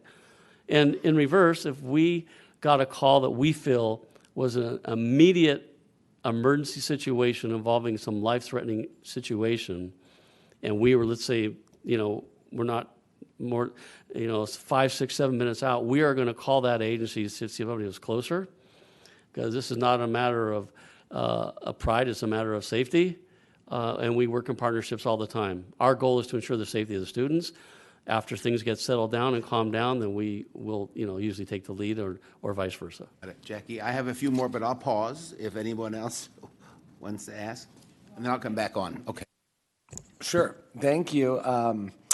Thanks for the presentation to you both, and third time's a charm, Steve, so come back for your final final hurrah. And thanks to the superintendent for trying to make this coherent and balance the many competing voices on the topic. It's not easy, and thanks for sharing a lot of this publicly. And also thanks, Andres, to you and your team for the recent, in Board District 4, we've had some recent hoaxes and swatting incidents, which, despite not being credible threats, are still quite scary for families. And I just want to thank you for responding to the schools and the parents and popping up some really informative town halls right away in partnership with LAPD and others. And it's unfortunate that it had to happen, but huge kudos to your team, and thank you there. Some of my questions were asked by my colleagues, and I think the asterisk that you mentioned that Ms. Ortiz-Franklin followed up on about this being everyone's responsibility, and things like teaching socio-emotional strategies and self-regulation from our teachers and all that throughout the system. I continue to believe, as I did in 2020 when we undertook some of these reforms, that we should be protecting students, not policing them. That distinction, I think, has been my North Star, and I appreciate the balance we've struck as a district. I think that's one reason most of these things have stuck when other districts from Denver or have either completely gone in one direction and have to completely go back, or vice versa. And I think that we were, despite criticism on all sides, candidly, more thoughtful about what is the role of school police in protecting our students, schools, and communities? What is the role of our counselors, et cetera? And I continue to appreciate these updates, because part of what we did was wanted to see how this played out in schools and iterate, and like you said, almost daily revise policies. And I do appreciate, despite really passionate advocates on all sides, and we really appreciate the advocates, I think they make us better, finding ways that strike the balance of Valley Unified. And I'm proud of the work that you're all doing, and know that will continue. I guess the one question, just because it relates to this, curious how the school climate advocates are allocated, and since this is a relatively new position, what have we learned from our experience with this role, and what are the goals moving forward, and then how do we think about the optimal deployment of these 338 climate advocates? Sure. So every high school at minimum has a school climate advocate, in some cases more than one. My team meets on a monthly basis with the school climate advocates to do professional development, to go over the specific needs of the campus. The challenge that remains, I think, is really defining the role of the SCA further, both for the SCA themselves and also for the school community. We have had instances where the school climate advocate is serving solely in a supervisory role. And that is a function, because that is how they interact with students and can have that situation. And there are also places where they're sort of on the other end of the spectrum where, for the most part, they're having conversations and dialogue with students, but it's very, this is probably not the right word, maybe nested, like it's a specific group of students. And I'm not talking about BSAP, just in general. They're only interacting with a discrete group of kids. So again, part of our challenge is that piece. What exactly is it that an SCA is supposed to do at a school campus? I've seen some great examples. Part of what we try to do at our monthly meetings is bring forth the best practice and say, let's look at what this SCA is doing over here, how she or he is building a culture, and translate it to other schools. But it's a challenge. Yeah, I mean, it's going to be iterative, so I appreciate that. I think, too, I mean, my last point is just to use the superintendent's phrase, building some of that coherence. I mean, even looking at the blueprint, you know, even just in apps, there are like 3 or 4 apps that are mentioned here, and we have now ED as a new one. And I think there are like 3 or 4 safety task force or committee. And just, you know, a lot of those were board generated. I know one at least came from my resolution years ago, but, and I know your team is doing this, but looking at bringing some coherence, what's needed, what's not. I know we have these safety town halls that are happening across the district. What are we learning from that? And just continuing to revise. So appreciate the presentation and sharing this information publicly.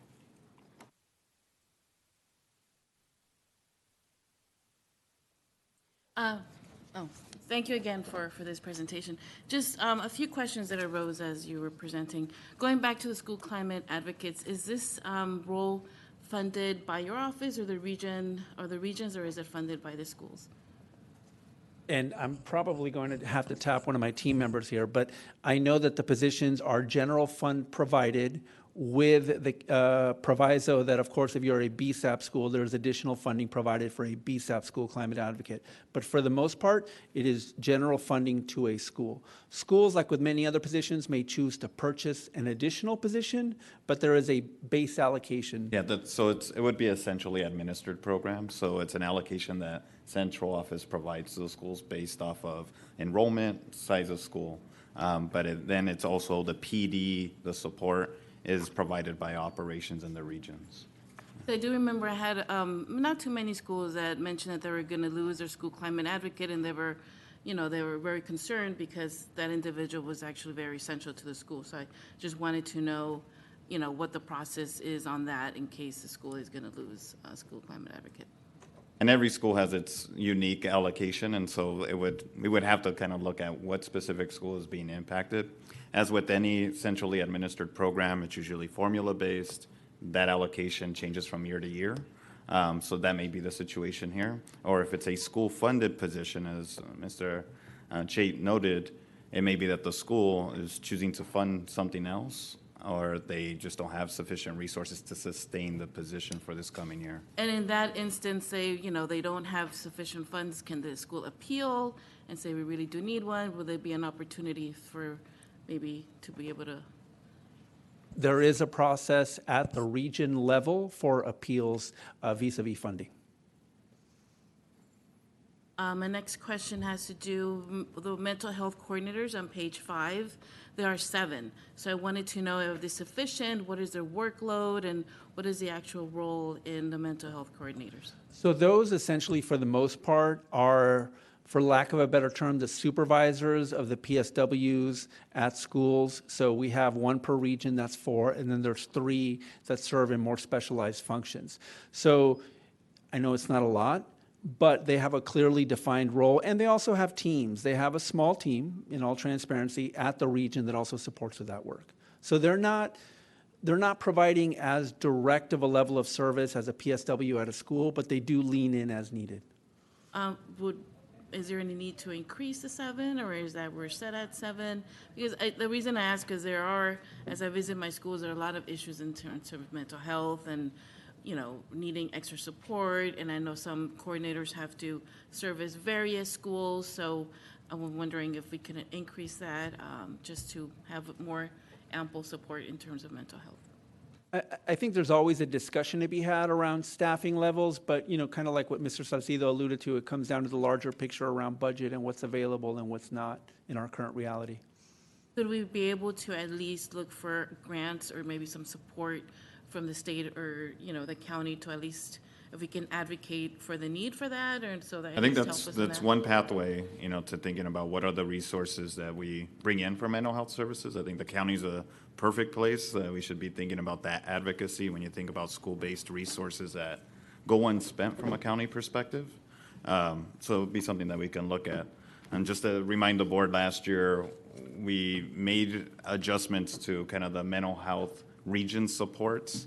I know that was a tough decision because it was primarily built out of the first 2 years of ESSER investment. But as we continue to, wean ourselves off of ESSER, these are the budgetary decisions that we're making. And when you look at the sustained resource and the coordination that's taking place, we do believe it's sufficient from a coordination standpoint. It's more about preserving the school-based resources that we're focusing our time and effort on. And I'm glad that you mentioned the reason why there are only 2 restorative justice teacher advisors. That was my first question. And it's good to know that they're working with this also. But in terms of the restorative justice teachers, 120, are these teachers mainly in high schools? Are they receiving ongoing support? And what is their role in really strengthening restorative justice in their locations? Sure.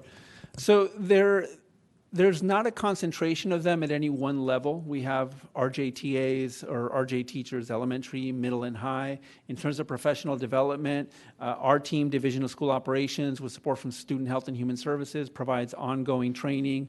Laura Zeff, Paul Gonzalez, they very much team with the SOSAs to provide that level of support to our schools. I think one of the things that I wanted to note here, when you look at the SOSA, when you look at the restorative justice advisors and the restorative justice teachers, is really thinking about more the cross coordination of capacity building. I think when we talk about safety is everyone's business. When we talk about restorative efforts and restorative practice, it shouldn't just fall on a restorative justice teacher.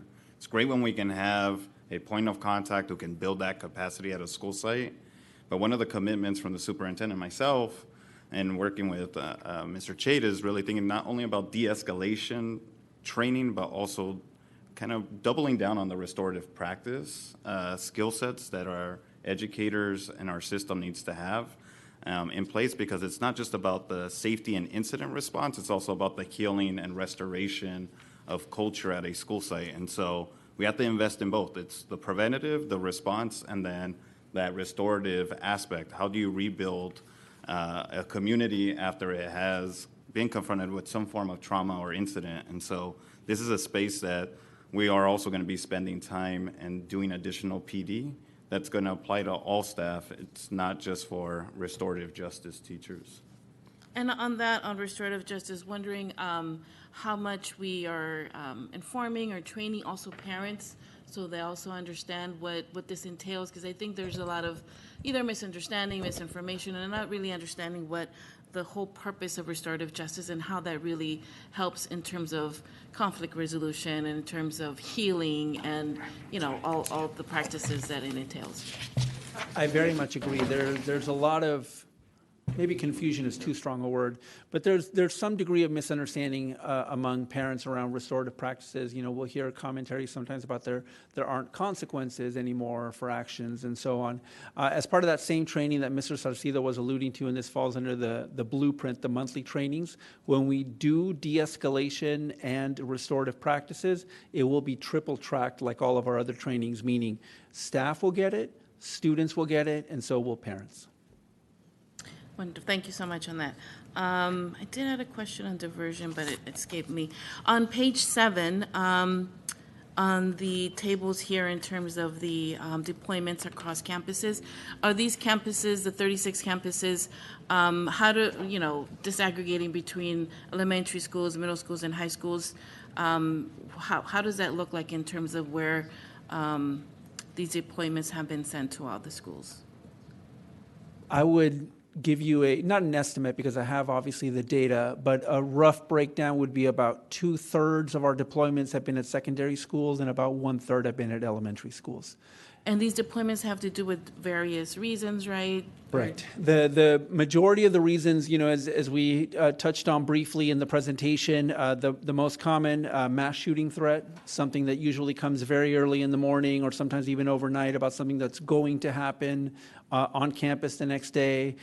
The others are an immediate response to community violence, unfortunately an individual that's trying to get onto campus when they really have no business being on campus. And then the third is, again, conflict on that campus itself. We become aware that there may be some reason for physical confrontation between students. Yeah. I have another question on page 9 in regards to the spray, the OC spray. Mentioned that, not spraying it on juveniles and, sort of revising the policy. But in case a school police officer does spray it on a student, on a juvenile, what would be the next step in addressing that? Obviously, they violated the policy, so would there be an investigation, or what's the process in investigating that or addressing that? Certainly, we would take a look at, and by the way, all uses of force, whether it's OC spray or any other type, it has an actual standard investigative process. It is reported, supervisors respond, and there's a report that's taken. It goes to a lieutenant, then to a deputy chief, and then the chief of police would look at all uses of force. So that being said, anytime we have a use of force that appears to be out of policy, we are going to take a hard look at as to what the circumstances were, how did it happen, why did it happen? Is this a training issue? Is this an issue where something was presented to the officer where he or she had no other alternative than to deviate from policy to prevent serious bodily injury to somebody? Very rare does it happen.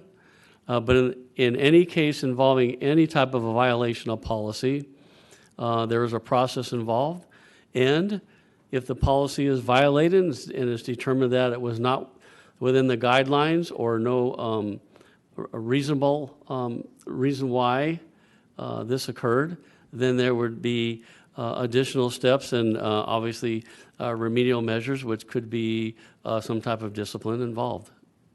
The reason I asked, because there was an incident I mentioned at Roosevelt High School where 3 cheerleaders were sprayed, so I wanted to know if you can provide maybe or superintendent's office a follow-up on that case, because we still have to hear about what the investigation on that case sort of resulted, the results. We'll provide a follow-up on that via an informative. One thing that I'll add is that we also, when we're looking at any use of force that involves a juvenile, our intent is to also have an independent investigation that is provided in that case, similar to what we did actually with the Roosevelt incident.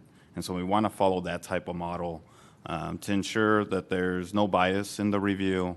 We feel that, we need to earn and sustain the public trust in these types of incidences. And one of those pathways is to have an independent review and investigation that's associated with that. Just a few more questions. Also, on the clause, where the exceptional clause, you said there will be certain circumstances that will fall under this. Can you let us know about what sort of circumstances will fall under this clause? Well, I think as I indicated in the presentation, there could be times whereby an officer who responds to a campus for some type of a situation they got called to that is very violent. They're unable to break up a fight. They're unable to split the parties apart. Somebody could be on the ground. They could be getting kicked with a shod foot with a student on the ground, which has happened. And in a circumstance whereby if a decision is not made immediately on how to stop that behavior, so we don't have a student that goes unconscious or possibly has some type of brain damage, and there's no other alternative. They're not physically able to tear them apart or get them apart, and if we don't take some type of immediate action to prevent serious bodily injury to somebody, then a situation like that would be an exception clause where there were really no other immediate alternatives available at the time. In other words, do we have time to wait 3 or 4 or 5 more minutes for other officers to get there to help physically set them apart, or we're not able to do that? If we believe that the use of the OC spray under those circumstances would immediately break up that fight and stop the behavior, stop the violence, and prevent somebody from getting seriously injured, then we believe that's a situation under which we think that policy would be part of an exception. I just wanted to know if there were other circumstances, but those are the specific circumstances It'd that have will to fall be into these yes, clauses. it'd have to be a circumstance whereby with the tools that we have, with the training that we have, something has to be stopped immediately to prevent serious bodily injury or maybe even death. Okay, we're certainly, we're not, to have to rise to the level of a more severe type impact weapon, because there's no other way to stop it. We're certainly not going to consider something deadly force, but something like that. The most reasonable alternative is to utilize something such as OC spray that will immediately, most likely, stop that behavior, get them apart. Yes, you're going to have momentary concerns of eyes burning, and if it does happen, every use that it would happen would be a student be medically evaluated and transported to ensure that there are no other issues. But what we did do is prevent somebody from seriously getting injured. Okay. I just wanted more further clarification. I just have one comment and one more question. So on page 11, the student level supports, I'm hoping that are highly encouraged to increase, apart from just these 4, the Walk in the Beat, Police Academy, Rocket Rules, and anger management, to at least increase a little bit more peer-to-peer supports. As I've spoken to some students, I attended a student-led conference on mental health, but the students had a lot of great ideas in terms of how, they themselves, peers, can actually support their, other students. So I think it would be wonderful if we can investigate, or at least, do some research in adding more student-level supports at every level, even at high school and middle school, to address them. And I think that's one of the beauties of these meetings that we're having, where everybody is involved in providing feedback and ideas, which happened when we started to roll out the restorative justice and the diversion program. Many of the diversion sections now that are no longer can be considered a criminal offense, or the other avenues of non-punitive, is based on the meetings we've had with many of the student groups. And it's important. It's about listening. It's about taking a look at other alternatives. And I think it's important to understand, and I said this more than once, we are your police department. We are the police department of the students and the parents and the school community. That's who we work for. And we need to have open ears. We need to understand what are some of the ideas, what are some of the alternatives, and working together in partnerships. That's what it's about. That's what reform's about, and that's what improvement about, and that's what makes us who we are. Okay. Thank you. And just last question, I've heard of, not recent, but a lot of school fights that taken place throughout the schools, like every day there's a fight. So what are some resources or the process that a principal can do in that instance, in order that they've done everything and then these fights continue to happen? Sort of, if you can, take us down a process that a principal or school community can do to address that. So we start at the most basic level around supervision, because most of the fights are happening during times when students are outside, whether it be nutrition, lunch, right before school, right after school. That's not to say that there may not be conflicts while students are in class, but most of it happens when students are in a larger space. So the first thing that we do is we work with the school principal and the leadership team, and we look at their supervision plan. Just last week, Superintendent and I, Mr. Saucedo and I were at a school, and that's one of the first things that we did, look at where they were for lack of a better term, placing their adults, and also how they were, how those adults were actually interacting with students. When I was a principal, one of the things that I used to really make me upset is what I used to call scarecrow supervision. Scarecrow supervision is when an adult just stands there, and by simple virtue of being there, they hope that kids will make better choices. You have to interact with kids. You have to talk to kids. You have to circulate. You have to move. So that's one of the things that we do. So that's where we start, but that's really all it is a start. Then we work with the school leader to look at what are the culture and climate issues on their campus, right? Is it around intergroup conflict that may be related to race or ethnicity? Is it about different groups on campus? We've had instances where, of course, it has to do with gang activity, but we've also had instances where it has to do with conflict among athletic teams, and that one team feels like they're favored over the other and those kinds of things. We have to get down to the root cause. If we just kind of look at supervision in those pieces, we're never going to get to the actual solution. And then based on what we find in that root cause analysis, we may look at additional resources, restorative practices, mental health supports, even, obviously parent meetings, town halls, those kinds of pieces. So it varies by school, but that's the general playbook. And if it's something that's happening outside of the school that comes inside of the school, we're working with outside entities to also help in case if there's like increase in gangs or any of that sort. Absolutely. So on an ongoing basis, we maintain what are called safety collaboratives. Safety collaboratives meet at minimum every other month, but for most of our schools, they actually meet on a monthly basis. And at safety collaboratives, you'll have school police, you'll have leadership from different schools, you'll have the local law enforcement for that area or that municipality, you'll also have community partners, and they will tackle, Dr. Rivas, exactly what you're talking about. For example, the campus in and of itself may be calm, but as soon as the bell rings, all the kids know to migrate to the park that's half a block over, and that's where things happen. So how can we work with Parks and Rec? We're not necessarily going to ask them to intervene, but we might ask them to be our additional eyes and ears and let us know when they see things happening. And one last question in regards to maintaining drug-free schools, right? Every day there's, I hear from parents that also from students, and we also hear it in closed session about, increased access for students and for vaping that easily. So how are we working with, other law enforcement, with investigation teams, and really addressing the root cause of the presence of drugs in our schools? So it kind of goes back to something that Mr. Salcido said in a different context about, reacting but also preventing. So a lot of the work that we're doing right now in terms of drug awareness, obviously fentanyl, of course, is top of mind for everyone, is around the education piece and rolling out, information for students, for parents, even for staff, right, that may not have that level of awareness of it. On the more reactive piece, yes, we do work with law enforcement when they're aware of issues that may be happening. For example, if they know that there is someone who is basically dealing or selling at a local park or somewhere close to the school, we absolutely will leverage that information. Particularly in social media, the biggest access is to Instagram. So most of the sales at this point, some of us, and I'm dating myself here, but I still think of like a physical interaction. Most of it is happening over social media. There's of course an interaction in terms of an actual transaction, but most of the dialogue is happening online. Thank you so much. Thank you, Madam Chair. I'm done. Did you want to say something, Jackie, first? No? Okay. A couple of things.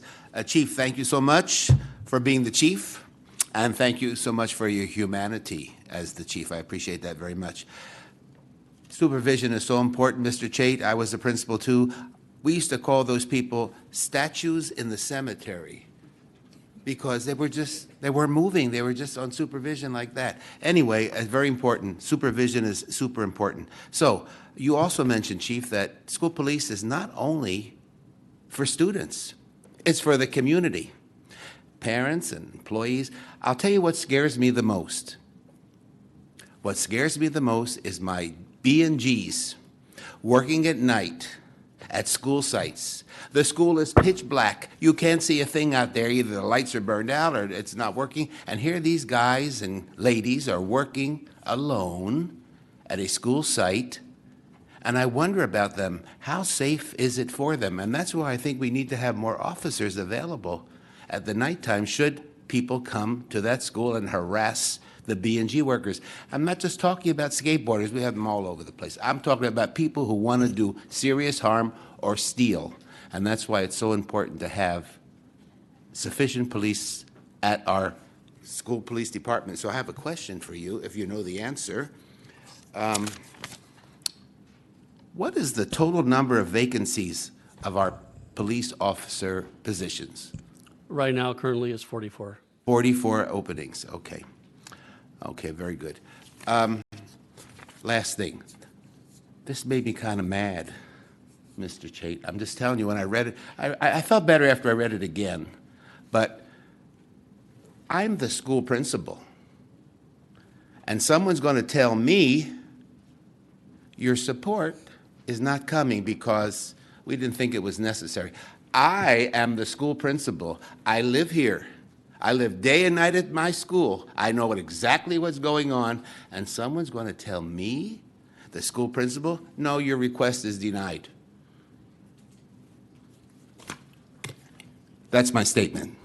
There has only been one instance in the entire year and a half I've been doing this job where I've said no. And it was the anecdote that I shared earlier, because it was a general feeling of just not feeling safe because of events at a school that was not anywhere near the vicinity. And we did still send out additional resources.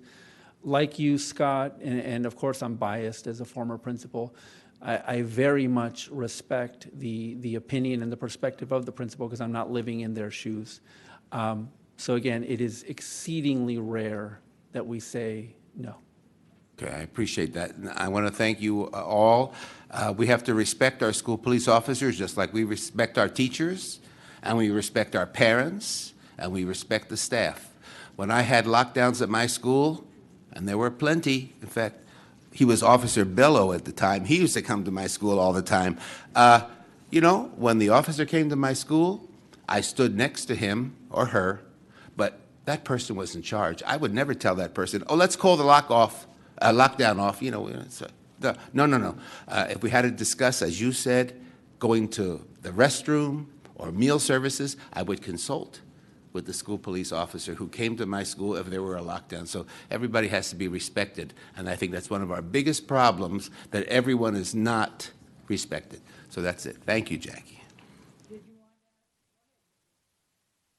Okay, really quickly, because I know we have public comment coming up. But when we were looking at the student engagement that we had, I remember I heard a lot about the big, the annual, what do we call it? The annual meeting that we had with all the students, and I remember I've been engaging with different student councils in the district, and many of them were surprised to hear that we did have this big event to hear from the students about school safety. So what was the selection process of who was being invited, and then for if there are future ones, what is that going to look like? So the intentional design of the summit, and again, this was the first time that we have done something like this, but we anticipate doing it at least annually going forward, was to really draw a cross-section of students. For example, we certainly did want student leaders, students that are involved in ASB, but we didn't want it to just be ASB. We certainly wanted student athletes to be represented, but we didn't want it to just be student athletes. So we worked with our school leaders through our regions to the maximum extent possible, create a cross-section of students. We had students who participated who and I remember this, you know, like yesterday, I had one student who told me this was the first time that an adult had really asked them for their opinion, because they were not a student who participated in a lot of activities. They were not a student who was a presence on their campus, for lack of a better term. So there was a lot of intentionality there, also because of the fact that we are doing a number of engagements with students. So it wasn't sort of this is it. This is the only time we're going to talk to students. But certainly we can look at, you know, refinements for next year. Yeah. There's no more time for another question, right? Okay. No? Yeah.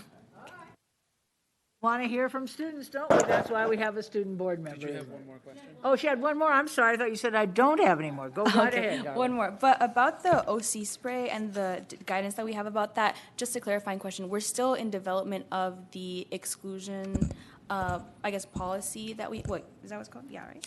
But the policy that might give us room, or might give officers room to use OC spray in certain circumstances, are we still in development of that? Yes, our policy still remains what it was in 2020. Okay. That has not changed. We are looking at the the new policy language to include an exception clause that we feel is necessary for everybody's protection. And that's still an evaluation and a lot more discussion. Okay, and then is there an estimated timeline of when we would be able to see once it's developed and fully applied in the policy, or? I think that it's going to take a process until a lot of these meetings are completed, and we feel comfortable that we've reached out to all the stakeholders internally and externally. Once that's happened, we will propose the feasibility of a new policy that would be evaluated then through the chain of command, the Deputy Superintendent's Office, the Superintendent, and eventually to the Board. Our intention is to have this in place by the end of June. We would be applying this for the following academic year. All right. I just have two little items. One is to say that I do not think there is ever a time when I've seen enough emphasis on de-escalation training.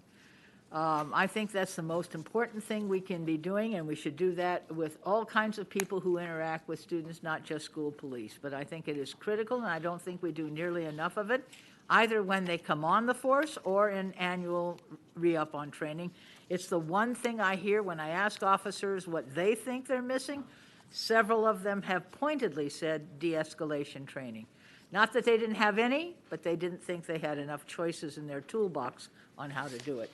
The only other comment I would make is that I think it's important for us also to continue to work with folks like restorative justice practices, because frankly, if you ask any three people who are doing it, they give you a different answer as to what it means, what they're doing about it. We have several schools that do it really well, I believe, and I think we should be setting up ways to get those schools to have an opportunity to help their colleagues in other schools make more effective use of it. Otherwise, thank you for your presentations. We appreciate both. We are just about ready to go to our time certain, but I want to get rid of a few items that have no more controversy to them. So the first are 13, 12, 13, and 14.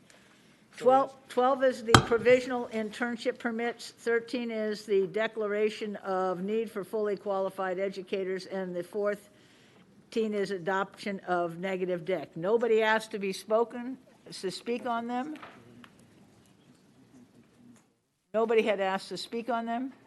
No, I just thought 14 was on consent. We're They pulling it all off. are, yeah, but we're going to do 13. I'm doing them in groups so that we can get some of them done, and then we'll hear public comment, and then we'll come back and finish the ones where board members still have comment on them. So I'm trying to clear the decks a little. Got it. Okay, so you will say what has to be said on 12 and 13, please, and 14. Okay, so on provisional internship permits, can we have a motion? All right. Second was Mr. Schmerelson. Okay, Dr. McKenna? Dr. Rivas? Yes. Mr. Schmerelson? Yes. Mr. Melvoin? Yes. Ms. Gomez? Ms. Ortiz-Franklin? Yes. Board President Goldberg? Yes. Okay, can I have a motion to hear? Move it. Okay. 13. Yes, sir. That's the resolution of declaration of need for fully qualified educators. It's a technical requirement. Okay, calling roll. Dr. McKenna is absent. Dr. Rivas? Yes. Mr. Schmerelson? Yes. Mr. Melvoin? Yes. Ms. Gomez? Ms. Ortiz-Franklin? Yes. Board President Goldberg? Yes. And Ms. Ramirez? Item Yes. 14, the adoption of the negative declaration for 49th Street School Elementary School Major Modernization Project. Yes, and while this was on consent, I believe we're taking it off. We're going to vote on it separately as a consent item. So a motion by Dr. Rivas, seconded by Mr. Schmerelson. Call the roll on item 14. Dr. McKenna is absent. Dr. Rivas? Yes. Mr. Schmerelson? Yes. Mr. Melvoin? Yes. Ms. Gomez? Ms. Ortiz-Franklin? Yes. Board President Goldberg? Yes. Ms. Ramirez? Yes. All right, now we have 4, 5, 6, 8, 9, 11, 21, 22, and 23. Is that correct? Mr. 21, 22, 23 also? That's what I have. Yeah, okay. So a motion on all of those consent items is in order. There was nobody who's requested to speak on any of them. Can you say I'll that? read the numbers again. Yeah. They are 4, 5, 6, 8, 10, 11, 21, 22, 23. I'm sorry, I have a small point. It's not 10, so I'm going to read out the items that are on the consent item. No, I'm that sorry, I have- didn't mean 10, 9 and 11. You're right. These items have neither public comment nor board member inquiry, and these are on the consent calendar. 4, 5, 6, 8, 9, 11, 21, 22, and 21, 23. 22, and 23. A motion is in order for those items. Moved by Mr. Schmerlson, seconded by I'll second. Mr. Melvoin. Call the roll. Dr. McKenna is absent. Dr. Rivas? Yes. Mr. Schmerlson? Yes. Mr. Melvoin? Yes. Ms. Gomez? Mr. Ortiz Franklin? Yes. Board President Goldberg? Yes. And Mr. Ramirez? Yes. So we will now go to public comment, which is at a specified time, but we will have left when we are done 1, 2, 3, 7, 10, 15, 17, 18. Okay, that's what's left after we hear public comment. All right? All right, we will now have public comment at a time certain, only 7 minutes late. Good for us. Okay, moving directly to general public comment.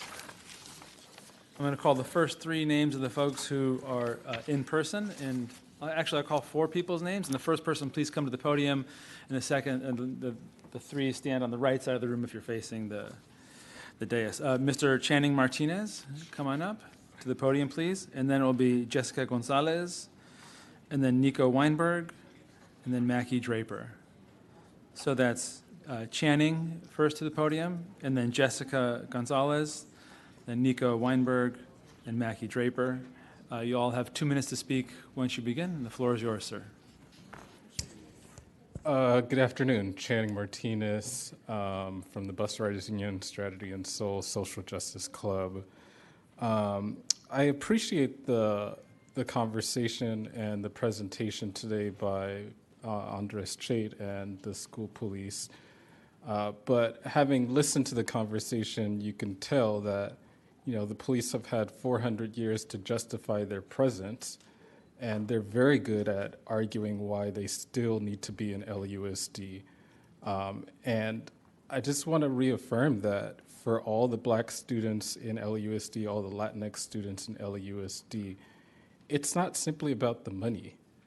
LA School Police has so much of a larger negative oppressive impact that well overspends their money, right? And the other piece of that is that the thing that we keep coming back to is both defunding them, but also changing the whole culture of LAUSD from a punitive culture. And I'm not sure if the board yet understands that. I deeply appreciate where we're moving to get rid of these vacancies, but I have to reflect on students at Hawkins, last week telling me about Campus Aid acting like school police, right? How are they able to do that? They're able to do that because the board and the school district allows that culture to happen inside of school police, inside of schools, right? And so the point I end on is this. There's no way to reform a department that has been birthed out of literally going after Black students during the war on drugs. There's no way. The only way to move forward is to finally defund the school police, take all of these resources that are in their department that have no business being in the department, and create a whole new department that's focused on student mental health and well-being. Thanks. Thank you for your time. Jessica Gonzalez, come on up. You'll have 2 minutes to speak once you begin.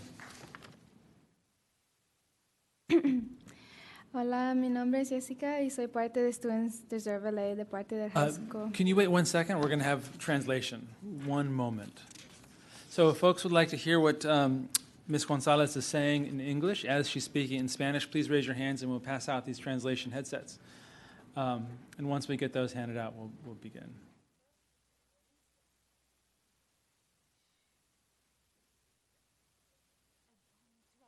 So keep your hand up if you want the translation headset, please.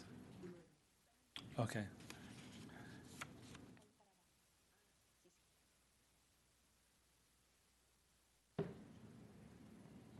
Okay, we're ready. Listos. Gracias. Hola, mi nombre es Jessica. Hi, I'm Jessica, and I'm part of Students Deserve LA. I assist Miguel Contreras, and I'm here at the same place with the same people, but this time is different.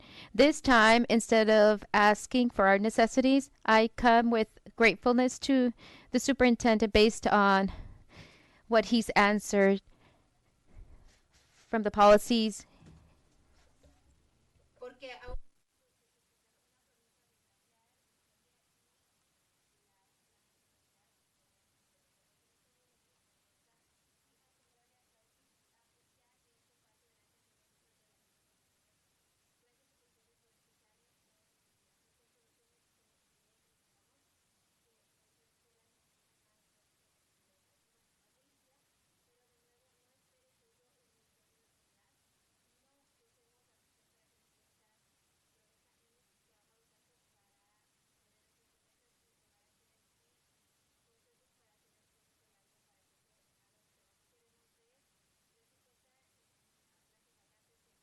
Safe passage implements across schools.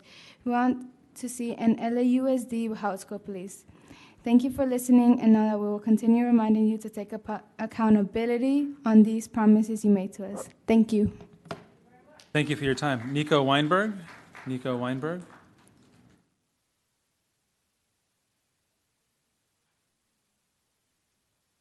Nico is conceding her time to myself. My name is Amir Casimir. I'm here today to recognize and acknowledge a clear shift in the conversation and the way that we want to approach this issue. As students and as graduates of LAUSD, we've been coming up to the school board demanding that community-based safety initiatives and police be removed from our campus. And we finally have felt heard as a community.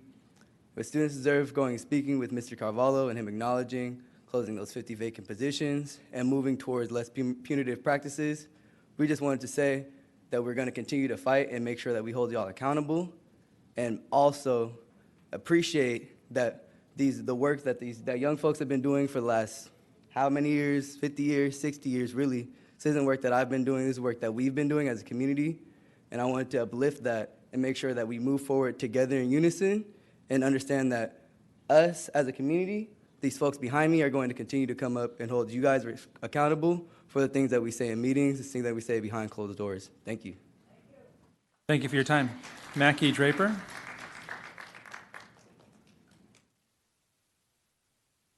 Okay, I'm going to call on the next four folks in the room.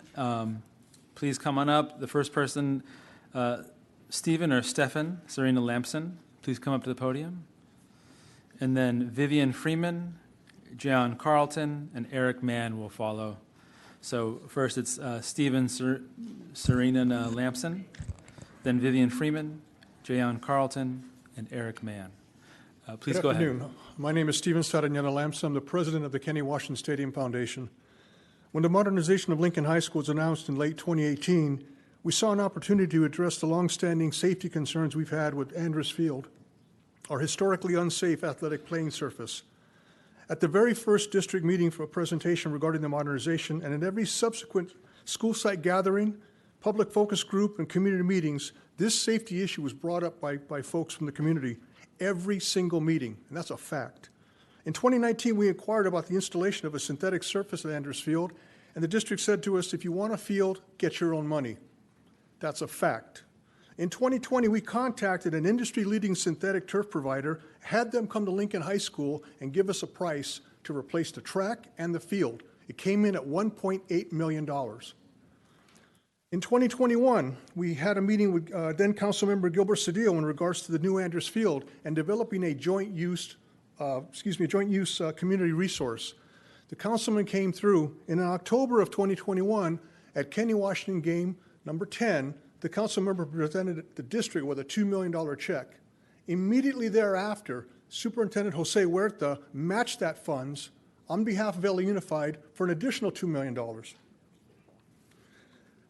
Weeks after that presentation, the district said to us, oh, by the way, we've determined it's a $6 million project. Also in 2021, we did find out that a modernization team's senior facilities development manager actually sat in and helped craft the motion with the city to make it acceptable to the district. In 2023, the district accepted the $2 million funding, but now with a laundry list of items that they wanted as part of the modernization project. Even though at Kenny Washington Game Number 10, Councilmember Cedillo specifically said this money is for the field. Sorry. Thank you very much. Love to meet with you. Thank you for your time. Vivian Freeman, come on up.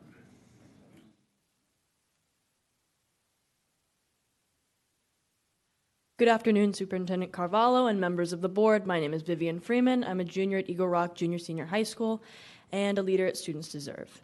For the first time in a long time, I can say that many of us have confidence that your school board is listening. The recent budget cuts made to LASPD and the conversation you had with Students Deserve, Superintendent, has been very assuring that the voices of students are being heard. We want to take a moment to thank you for your collaboration and support of this cause. But that being said, there's still much work to be done. Looking at a recent proposal allocation for funds towards on-campus security cameras, all we can see is a profound misuse of funding. While we can understand that this measure may instinctually feel like the right thing to do, we urge you to listen to the students. Looking into district policy, we recognize that these funds can only be used for specific things. However, I would like to bring your attention to the infrastructure at my school. While you're trying to get security cameras, 4 of our bungalow classrooms have been evacuated due to an outbreak of black mold. While you're spending $356 million on security cameras, our only elevator has been out of order for nearly 10 months. Did you know that? This is a clear violation of the Americans with Disabilities Act, and you can't sweep that under the rug. People are noticing. Updates of the situation in our school paper have been getting hundreds of views, and it affects everyone. Some parents can't visit the school. One of my teachers at the school had to move his entire classroom to the cafeteria because he couldn't get up the stairs to teach. Kids in crutches are scaling 3 flights of stairs daily. This needs to be fixed. And I'm 100% sure that this is not an Eagle Rock exclusive problem. Infrastructure funding is a massive deal. But how do you do something like that? You need funding. Funding that is being used for more important endeavors, such as the criminalization of youth through constant surveillance. To impose this is costly and time-consuming and a slap in the face to all the young people, including myself, who came to speak to you about the incessant and disproportionate persecution against Black and brown students. You want to talk about safety? Let's talk about let's talk about what's going on right now. I deserve to learn in a classroom that doesn't have exposed insulation and broken air conditioners. Please do the right thing. Thank you for your time.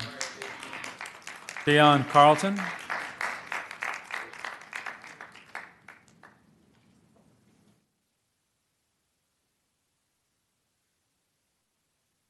Greetings, everybody. You already know who I am. Jayon concedes their time to me today. My name is Janae Tyler, Parent and Family Organizer for Students Deserve, LAUSD Parent and Family Center Director. And I want to say thank you, finally, to Superintendent Carvalho for acknowledging the voice of the parents and finally granting us our meeting. I also want to say thank you for engaging with our students and giving some clear responses to what we feel would be best for community-based safety and ending the school-to-prison pipeline.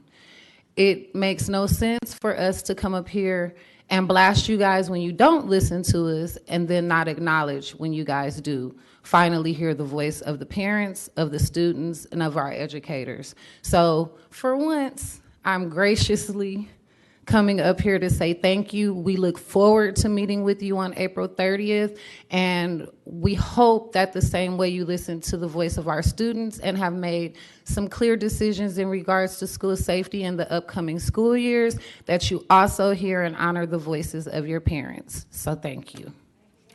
Thank you for your time.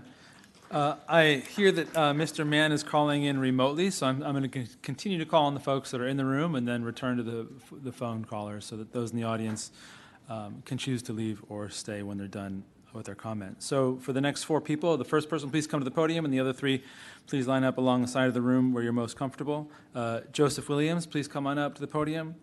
Mike Barraza, you're after that, and then Matisse Anderson, and then Mao Trejo. So first it's Mr. Joseph Williams, then Mike Barraza, then Matisse Anderson, and then Mao Trejo.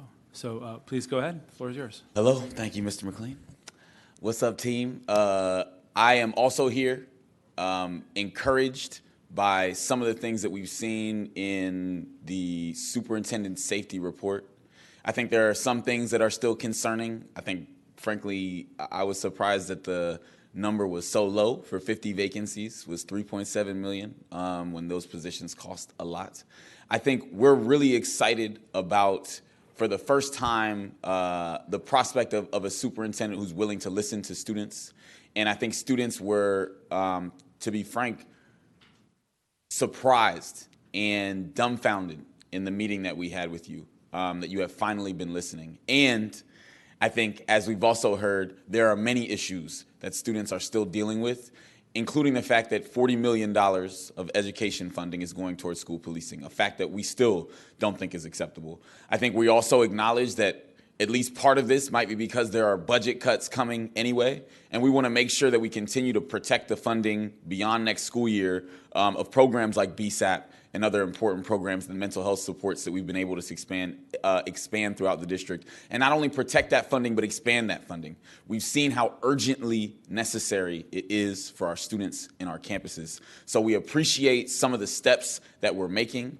I think students are deeply impacted by some of the steps that we're making. I think even though students at Roosevelt never got an answer around why they were pepper sprayed by school police, and why that was ruled within policy, they're encouraged that now school police are no longer allowed to pepper spray students on or off campus. So some of these changes are important, and our students still need and deserve a lot more. So we appreciate this movement, and we look forward to continuing to work with y'all for a completely free, police-free LAUSD, and an LAUSD that has reimagined school safety and the amount of supports and resources that are available to students who really need them. Thanks. Thank you for your time.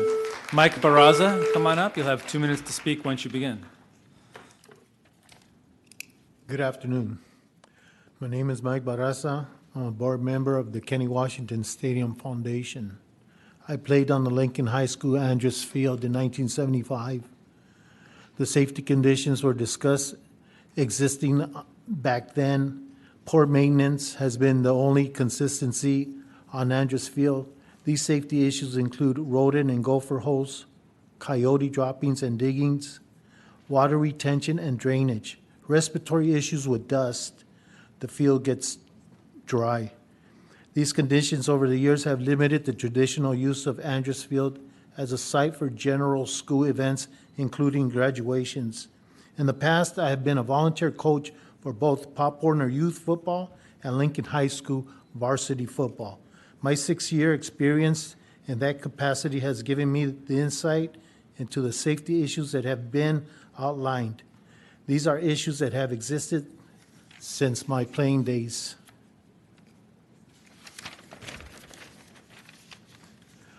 Superintendent Carvalho, we need your help on this issue. The field condition has been a source of safety concern for literally 8 decades for students and the community. The current grass field solution is not a solution at all. It's time for a new synthetic field. Thank you. Have a nice day. Thank you for your time. Okay, Matisse Anderson, come on up. You'll have 2 minutes to speak once you begin. Good afternoon.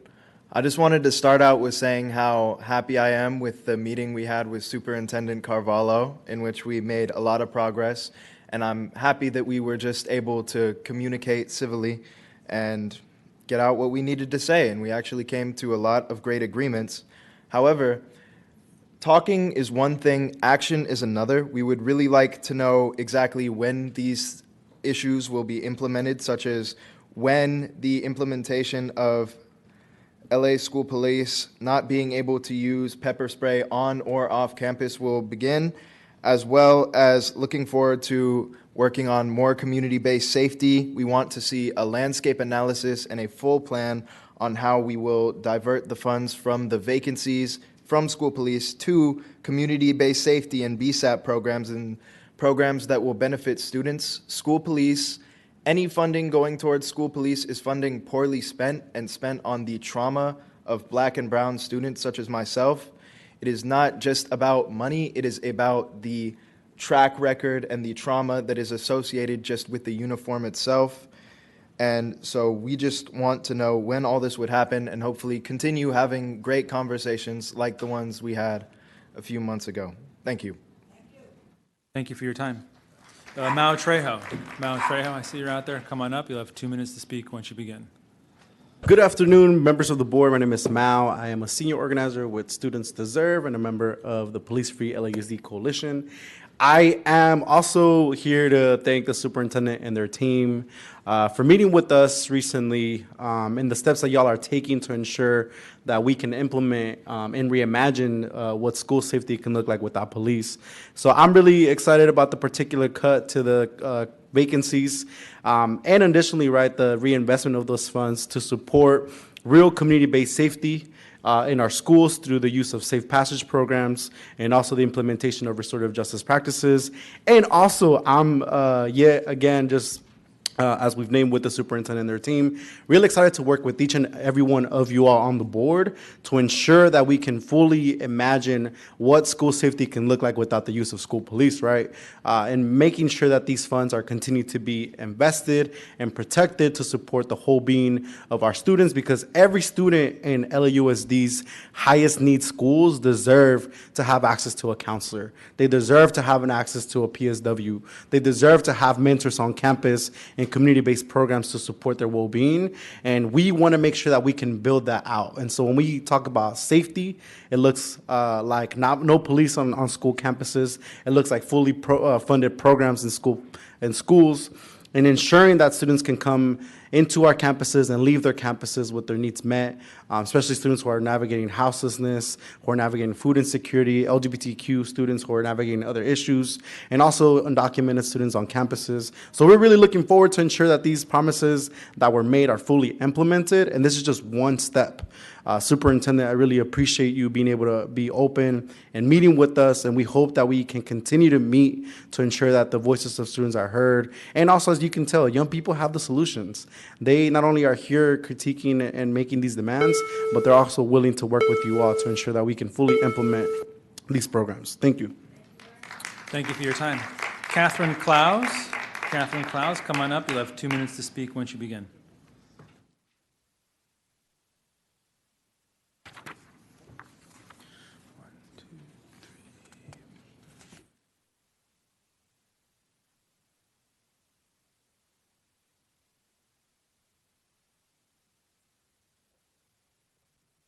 Hi, my name is Nico Weinberg, and I'm a sophomore at John Marshall High School. Firstly, I would like to thank Superintendent Carvalho for his dedication to students' well-being. In a recent meeting with Students Deserve student leaders, Superintendent Carvalho demonstrated his commitment to making changes that will positively impact our schools. This was proven through his promises to revisit the allocation of funds for school security cameras, implement de-escalation training for all staff, and find ways to support LGBTQ+ students. These are vital steps towards creating a safer, more inclusive environment for all. To ensure these measures are truly implemented, it's crucial a community-based safety expert conducts a landscape analysis, allowing LAUSD to know which organizations are doing powerful community-based safety work around our schools. I yield the rest of my time to Catherine Clues. I'm Catherine Clues, also a sophomore at John Marshall High School. Another major step that was taken was the pepper spray policy. Students now have the security of knowing LA School Police cannot use pepper spray on students anywhere, whether on or off campus. In addition to this, we still ask for safety plans for schools that at a minimum include a community-based safety program, such as conflict intervention, de-escalation techniques, or peace-building initiatives. Thank you, Superintendent Carvalho, for your dedication to our students and your willingness to listen and respond to their needs. Thank you for your time. Okay, so we'll now go to the folks who are signed up to speak remotely on general public comment. Cheryl Kono, I see you're on the line. Cheryl Kono, please press *6 to unmute yourself, and you'll have 2 minutes to speak once you begin. Cheryl Kono.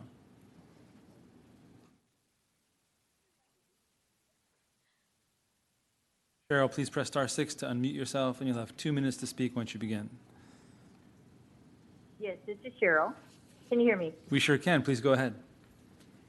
Thank you so much. I'd like to yield my time to Emily. Hi, I'm Emily. I'm a junior here.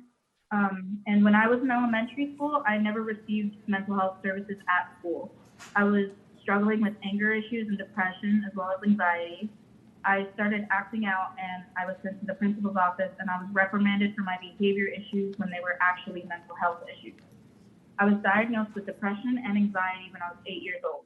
Hence, I needed therapy and counseling, as well as special accommodations like being able to walk into the hall and breathe for a moment and bringing a comfort object to school.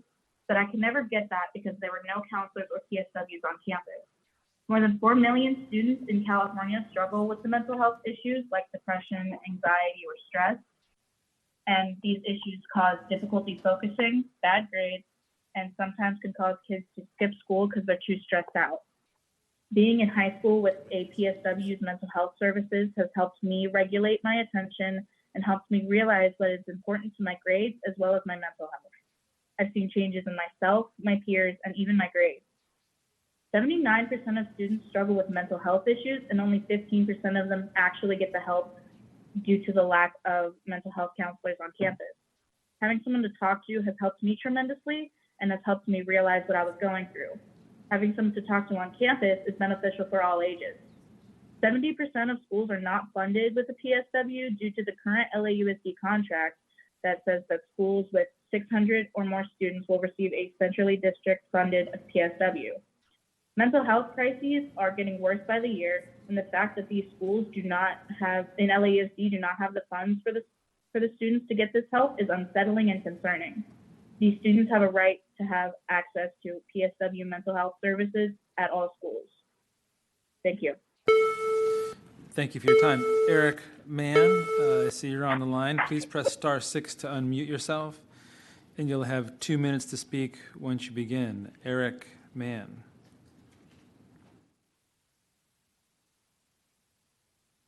Eric Mann, I see you're online with us. Please press *6 to unmute yourself, and you'll have 2 minutes to speak once you begin. Eric Mann.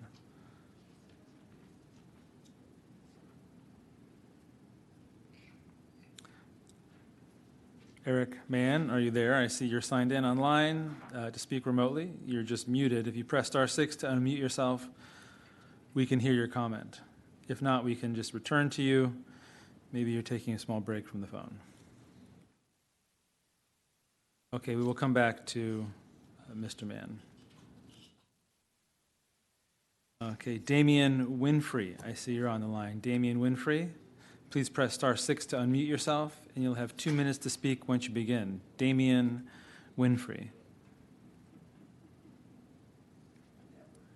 Mr. Winfrey, please press *6 to unmute yourself. Wait a moment, and then you should be able to speak. Damian Winfrey. Okay, can folks hear me? We sure can. Mr. Winfrey, go ahead. You'll have 2 minutes to speak once you begin. All right. Good job, family. I'm over here listening to y'all. Y'all are doing great. I'm Damian Winfrey, senior at Narbonne High School, leader with Students Deserve and Rise. Grateful I am an opportunity to speak with you and your team, although talk alone isn't enough, but it's just the start. Because sisters and brothers still lie in the vicious cycle, school to prison pipeline. The pet from the project, the chains aren't free as they beg to be set. Fill this void and stand by the lonely. Lonely is when they cry, holding on to the past to occupy my mind. Because rent is due and we're back sometime. So robbers stay broke, opportunities that lie. Meanwhile, friends and family die. So how can I occupy my mind knowing the next could be mine? And how could I tell his mother if surrounded by darkness and blinded by the light, only see what they're lacking? The light you hold, who's to say you can dictate for where we can lead? More so providing guidance and opportunity. Show the kids that it's real, for they know pressure is, because structure to safety is a better structure to safety. Roads are in schools, heroes are more than capes, heroes are some of us. But incarcerated as a villain or amongst the dead is where they put me. Before to understand what life is. Sacrifice to fill the void and opportunity you have to give. Schools and students of less than 600 still have the opportunity to speak their mind with fresh air to breathe. For police can be to every call, as understood in our meetings and grateful to the words of the future actions. Kids are getting wasted from the way a contract is worded but not intended to have been, and should have known from the unconditional love. As I spoke in the contract for psychiatric social workers and the Black Student Achievement Program needed in all of our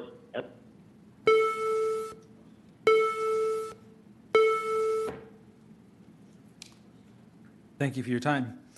Let's see, Marcela Garcia, are you on the line? Marcela Garcia, I see you're signed in. Please press *6 to unmute yourself, and you'll have 2 minutes to speak once you begin. Marcela Garcia.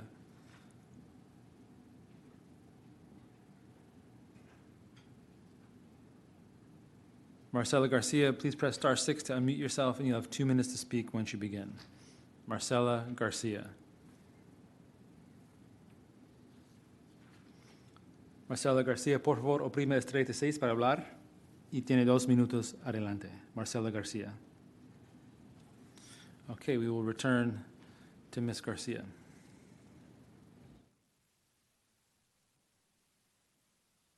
Maria Daisy Ortiz, did I see you in the audience? I did, yes. Come on up. You'll have 2 minutes to speak once you begin. I have you speaking remotely, but I just caught you in the audience. So come on up. You'll have 2 minutes to speak once you begin.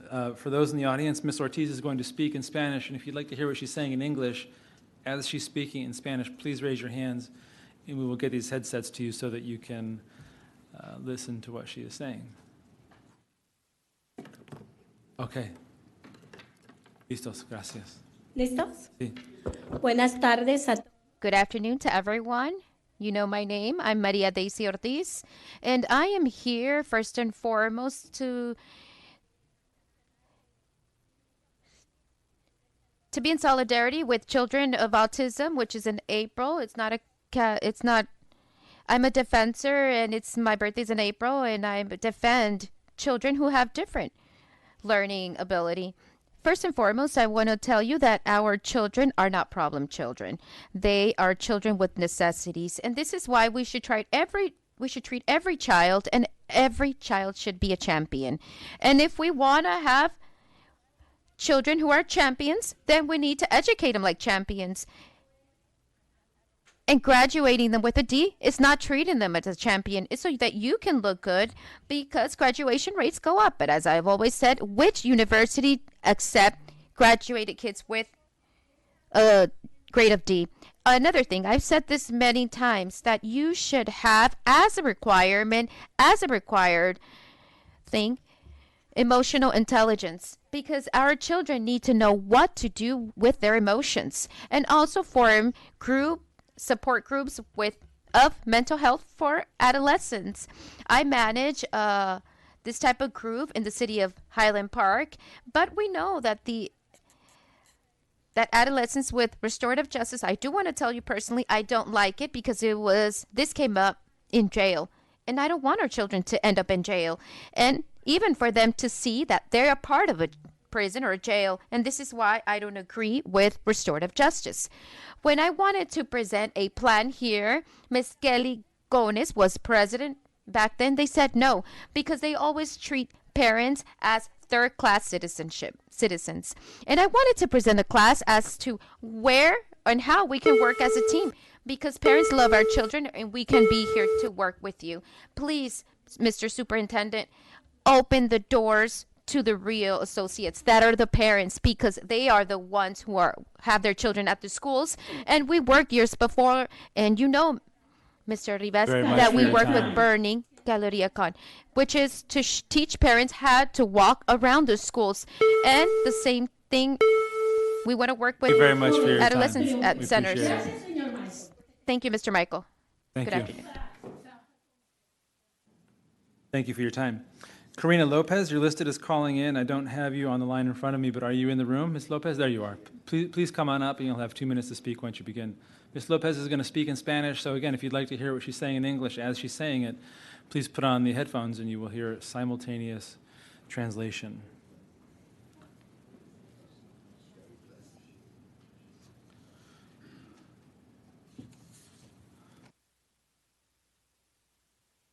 Hola, buenas tardes a todos. Good afternoon to everyone. Mr. Scott, it's always a pleasure to see you, and see you well. Ms. Rocio Rivas, Miss Araceli Cabreras sends you a hello, and she wants to remind you that you come through what you told her at Cortines, because interpreters for IEP are very low, and I hope you have that in mind. You keep that in mind, very present. Mr. Melvon, we appreciate your assistance that you give to the family. The family was suffering very much. His name is Sebastian. Thank you very much. Thank you to your intervention. The children in line will have an opportunity to have an identification and better. And the same with virtual schools with Ms. Bañuelos. She's a great team. Honestly, thank you. Well, in regards to school police, Mr. Carvalho, I would like to talk to you with much respect, same as others. You can't remove it. We can't confuse the services to each one. What should become better is the facility, is how personnel can focus on how to educate academically and other aspects for the children within the schools. In the contrary, school police needs tools to be able to increment their abilities. I assure you that none that are present here or anyone that's listening here today will expose their own lives the way they do. The fact that one person has a negative advice doesn't involve everyone else. It is true that there are officers that behave bad. Yes, it's true. But there's a formity, a code of conduct to when you report this, and therefore they have the obligation. Therefore, we can't blend one thing with the other, and security shouldn't be removed. School police should continue. Thank you. Thank you for your time. Let's see. Araceli Cabrera, you're signed up to speak remotely, but are you in the room? Araceli? Okay. Miriam Esparza, I believe you are signed up to speak. Miriam Esparza? Are you here? Miriam Esparza, you are also not online in front of me, so we're going to return to the two folks who we couldn't seem to get online. Mr. Eric Mann, please press *6 to unmute yourself. Eric Mann.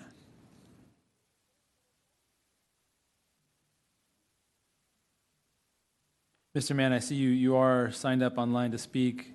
Please press *6 to unmute yourself, and you'll have 2 minutes to speak once you begin. Eric Mann.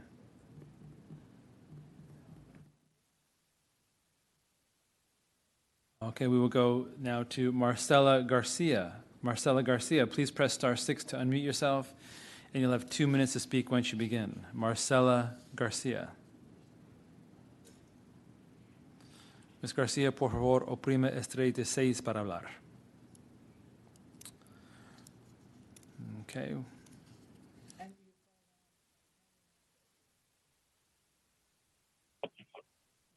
¿Me escuchan? Sí, se escucha. Buenas tardes, nuevamente. Mi nombre es Good evening. I'm Marcela Garcia. Thank you for giving me the opportunity to speak today. And I will also comment on children's security because it interests me so much. This is their life. It's the life of our community within the schools. The community as well. We need the children to be guided. When children don't have enough sports in their life, it is very frustrating because there are many children in one school, and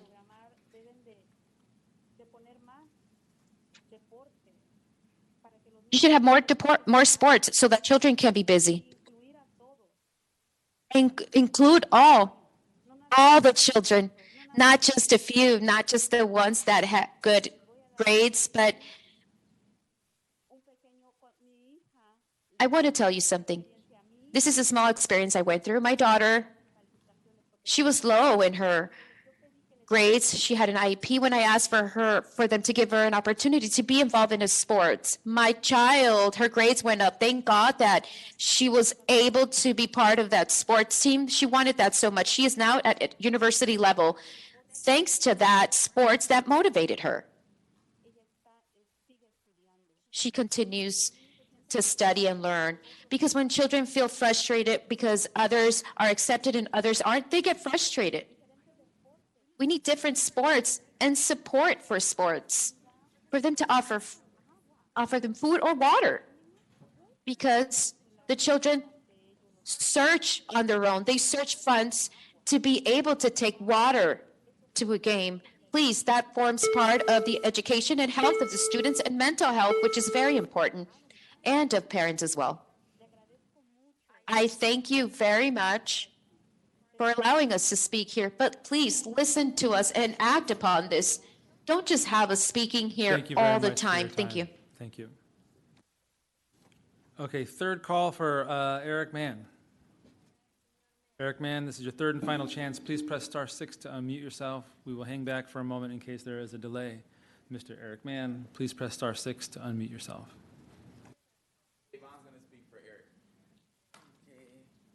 Is Eric going to be mad at me? I don't think so. Okay. Hello, my name is Davon Williams, also former, long time ago, student of LA Unified School District, but I came up here to ask for more funding for community peace builders in replacement of school police, especially in areas of South Central and East LA where we are already feared every time one drives by to even just turn around and just avoid them. So we want people from our community who are from here who knows what goes around in here to be able to build peace in our schools. Schools like Free LA High School are schools who have peace builders, and we need more schools like that.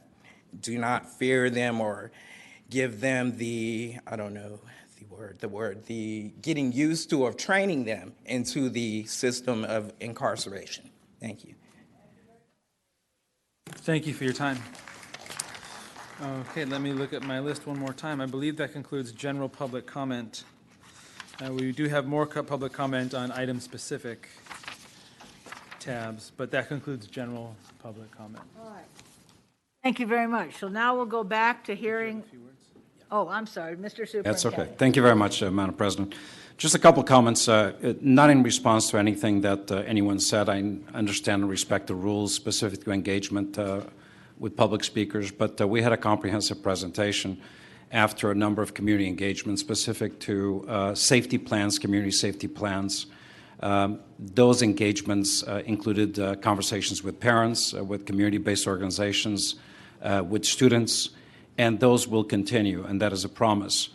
Some of the things that we announced today at the board meeting, whether it is a refocus on de-escalation training in schools or a refocus on restorative justice practices, or the dollar-for-dollar reallocation of the dollar equivalent of open positions in the police department, with the reallocation of those dollars, if there's carryover into the 24-25 school year, or a new policy specific to the deployment of OC spray, all of those, the implementation of those, I want to be very clear about that, begins effective immediately with progressive implementation based on awareness of our workforce, awareness of the community, and the reallocation of those. If that was not clear previously, we wanted to make sure that was clear now. The implementation begins immediately in a progressive basis. Thank you very much, Madam President. Thank you very much. So we are left now with consent items that had somebody who wished to speak to them from the board. And so we'll go back and start with item number 1. I think we have 2 speakers on item number 1, so let's hear from them first. Okay, so let's see. We have Franny Parrish on item number 1. I think we saw you earlier today. Are you still here? It looks like you left. Okay, so the second person for tab 1, district's initial bargaining proposals for successor agreements commencing July 1. Julie Bershin, I see you're online. Julie Bershin, can you please press *6 to unmute yourself? And then you'll have 2 minutes to speak once you begin. Julie Bershin. I'm here to object to your new mandate for online teachers. Back in 2021, under your illegal COVID shot mandate, you pulled veteran teachers like me out of the classrooms. Even though I have a master's degree in educational leadership, you decided it was your right and you violated my right. Now, after creating chaos 3 years ago, you're doing it again. You're suddenly demanding that online teachers working from home have to teach online from an empty school in an empty classroom of your choice. This is going to mean that we might have to share someone else's classroom, or that we could be randomly assigned to some school or a welcome center. Once again, you're giving teachers no choice but what to do, you say, or we lose our jobs. And this is another secret agreement between the board and the union that is supposed to protect us. You did this again without seeking input from our teachers, who are this lifeblood of this district. Back in 2021, I have been a veteran teacher of 24 years. Mr. Rojas from my elementary school told me if I returned to our school site, he would have me arrested. No one has apologized for this. Your shot mandate caused incalculable anxiety to me and my fiance, Nicholas. Our finances were hopeless, our future was bleak, and the crushing emotional and financial hardship became too much for Nicholas. He committed suicide May 15th, 2022. My request to you today is simple, for me and for the respect for all online teachers. You forced us to adjust. We adjusted. Consider this order sending us back to the school site. In 21 months, I have lifetime health insurance benefits that I've worked so hard for and I've earned. Please renegotiate with UTLA and let us vote. Our dues pay for fair representation, don't they? I'm proud of my long career with LAUSD and so fulfilled helping students learn and grow. But my trauma. Thank you very much for your time. Okay, we have a speaker to tab 7. I believe that's Mr. David Tokovsky. Are you out there, sir? I think I saw you. Yes. And I knew you were there. Please come on up. You have 2 minutes to speak once you begin, sir. I'm here speaking on the investment in the East LA Skills and Occupation Center, and it should be combined with Hilda Solis. That's why we named it Solis, because she was Secretary of Labor. It was about building CTE. And just a reminder that you can legally double dip with a high school and an adult school. You can pick up the ADA for the K through the morning with math, science, English, history, take a break, and then roll over. If you do it solely with the community college district, which is a good thing too, that adds to their enrollment, not to the district's bottom line. So it gives you a chance to fix the continuation schools all through the district, because the continuation schools are ending at like 12, 12:30, and there's no CTE role. So if you can redesign those, that would be really good. And avoid sole source contracts when you do that. Because sole source contracts, even though I vote for my congressman, I did not vote to have his wife have a sole source contract. And when that breaks in the Washington, D.C. news circuit, it's going to be a big story. So let me just continue. County General is right across the street from Occupational. That is a great place to really build nurse supply of all types of nurses. The paramedics are right there. The coroner's office, one of the popular things for high school kids to go to career day is to plan on probation, 7,000 plus probation, because we have Eastlake right there. That's what probation is running that. This is a great opportunity, and if you put a bond on the ballot, you can build that budget of $60 million into something really exciting. Fix the parking, make that parking, put a child development center there. If you have an adult, every adult center ought to have a child development piece there. And the Skill Center has all of the poles to climb up for DWP in Southern California. That is like, you could put an in-district, I'm going to stop calling it affiliated, it's an in-district charter, maybe that'll wake something up, and you could build something there around the IBW and electric. So it's a great opportunity. I'm here to speak wholeheartedly for it, but think big and keep going with it. Thank you for your time. Okay, we have speaker to tab 10, Melanie Sorto. Are you in the room? Melanie Sorto? Let me see if you're online in front of me. No Melanie online. Okay, and it looks like I missed a speaker on tab 14, Ms. Franco, Ms. Carla Franco. Please press *6 to unmute yourself. And you'll have 2 minutes to speak to tab 14.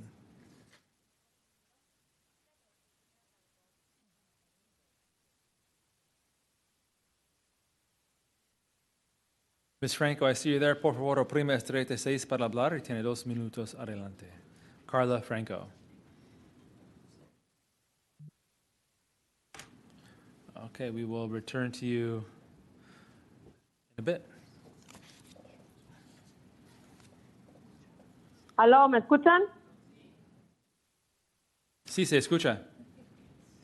Okay. Yo me apunté para el punto 14. I'm here for number 14, which is 49 school, but I'm not just going to talk about one school. I'm going to talk about all of them because they all need emotional support and above all, safety. Unfortunately and sadly, I've heard what happens with the Black community since they're confined to the target of the police, but not just them, Latinos as well. In 2009, we had a situation where my son, who's a Marine, was abused due to tactics and policy, and I did not go about it the same way because I went and confronted the department. Anytime someone knows their rights and is informed and has knowledge, I demanded that they apologize to my son and that also my husband. They took away the charges that they also clean his record. And when we submitted the documents, they were in charge of doing an immigration document. This is something that someone does when they have knowledge. And I told Mr. Carvalho and the members, the school that doesn't want school police will be respected, but the school that wants school police should be able to have them because all these kids that are there speaking are not representing the whole school. And they are not going to answer if they take away one of the lives of my children. And also, who is going to respond that because of those that did not want school police, then my children were hit with a bullet or ingested a drug? How many more deaths would you like, Mr. Carvalho, in below your belt? How many more students are needed to break your record as a superintendent where you... Thank you very much for your time. We appreciate your time. And we have one speaker to tab 17, two speakers actually for the public hearing. But first I have a statement to read on tab 17 as it is a public hearing. This constitutes a public hearing on the report, and a maximum of 15 individuals who wish to address the board on this item will be heard. Those who wish to speak and have not already signed up should sign up online or in the rear of the room. Speakers will be called by name, and it looks like the first speaker who I shall be calling by name is Mr. David Tokowski. Come on up. You'll have 2 minutes to speak on this, on the developer fees.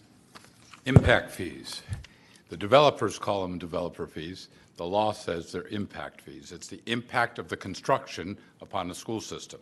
And they cleverly have turned it inside out, so we think we're taxing the developers. When Ms. Goldberg was here last time, there were no such thing as these. And so we fought and we got this, and it's very helpful, and I support the justification study. It does have some good demographic data in it if you look at it. It says that there's only 40,000 TK and K. We heard last week in committee a number much larger. It could be a year behind, I'm not sure, but it does show that there are a lot more kids in third and fourth grade than there are in kindergarten. Anyway, the residential fee goes up to $5. The key issue here for the Inspector General, for the board, and for General Counsel is that a number of cities still are not paying what they owe. And I think it's about time letters went out from the board president and superintendent asking those cities that are part of compacts. We have compacts with them. Let's get that. And in addition, it's so important to get this money. The state bond is going to be on. It's probably going to be cut down to $7 billion instead of the 14 or 15 billion. But hopefully they'll put it 2 years and 2 years and find some good legislator to put it in statute. And that our bond, if we have something in November, 24 out of 34 school districts passed bonds, including Culver City, which is now run by an LA Unified former leader, Garvey. Everybody passed it pretty much at 50% or better. So let's get that in there, and so we don't have to use more COPs with a Canadian bank instead of domestic banks, so we can get a solution to Prop 39 by rebuilding some of those properties and getting support from both sides to do things on sports in the right way, not just graft to a board member, to green things, to do early ed, to do the arts, and to do the major modernization. We have over 100 schools. Let's get that bond. Let's all start campaigning and rowing in the same direction as former Superintendent Romer used to say. Thank you. Thank you for your time. Maria Daisy Ortiz, I see you're signed up to speak also on this public hearing. Are you in the room, Ms. Ortiz? You were here earlier, and it looks like you are not signed up to speak remotely, so that concludes public comment on those items. And let's see, we have, that's it. That concludes general and item-specific public comment. Thank you very much for all of you who came to speak, either online or on the telephone. We'll now start with item number 1. Were there any people who wish to speak? I think we had one. It was Mr. Melvoin. Go ahead. We have a brief recusal for one item on there for. Item 1? I think it's on Oh, it's an item item 2. 2, I'm sorry. No, just a brief comment. I just want to thank the superintendent for bringing the set of priorities before the board. In my tenure, this is the first time that we've attempted to publicly articulate what we think is best for kids in the bargaining process. And it's important, I think, to talk about what we are for and not just what we're against. And I think this helps start a conversation with a productive approach. And I'm particularly glad to see a lot of things in here, like articulating our desire to tie staffing decisions to student impact, focus of ensuring equity in staffing decision-making, focus on ensuring teachers have more planning time, staffing decisions that prioritize employee skill sets to positions and that match, the need for the district to ensure promises to employees can be kept in the future, and so much more. So I know this is just a starting point for what I hope will be productive engagement with our labor partners, and there will be additional issues identified on our end and their end. But again, in 7 years, this is the first time I've seen us put forward a platform or a sense of, not even just a statement of values, but actually specific things that we're trying to achieve. So just kudos to the superintendent and the team, and look forward to supporting it. Very much. Item number 2, I think several people wanted to speak on some items. Let me just say that item F has been pulled from today's meeting to get more background and information, and will be heard in May. Okay, so there is no item F. Go ahead. And the recusal on item M? Yes, I will vote on that when I vote on the whole calendar, right? Yeah, but there's a brief statement that. Oh, okay. I will read my brief statement. Let me find my brief statement. I happen to have it right here. Ready In for you. accordance with Government Code Section 1091, I will publicly recuse myself from discussing or taking action on item M of the Procurement Services Division Board Report due to my own involvement with LACER after-school programs and that of my wife as well. Okay, that's all I had to say. Okay, now does anybody have any items they want to talk about in item 2? Go ahead, Mr. Schmerlson. Item C is Latino Film Institute Youth Cinema Project. So I'm just curious, Francis, how are students informed about this opportunity, and what are the target grades, like 5th grade, high school, elementary? Good afternoon. My name is Frances Baez, Chief Academic Officer, and yes, the programs are going to be limited to, because it's a pilot, we're beginning with this program, we're going to have 7 schools throughout the district, and so we'll be selecting them based on the feeder pattern, where there are middle and high schools that have CTE programs with film programs. We will select elementary schools, and so once we select them according to the feeders, that's how students will be able to participate. And it's mostly in the upper grades, so 3rd through 5th grade. Okay.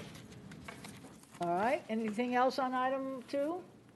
Yes. Go ahead. You go next. Ooh, good thing Go that ahead. top was on. E. So, Customer Expressions Corporation. And we've been using them since 2019. I'm just curious, how has this company been effective? If anybody can answer that. Customer Expressions Corporation. And if not, I'll get a written answer. It's okay.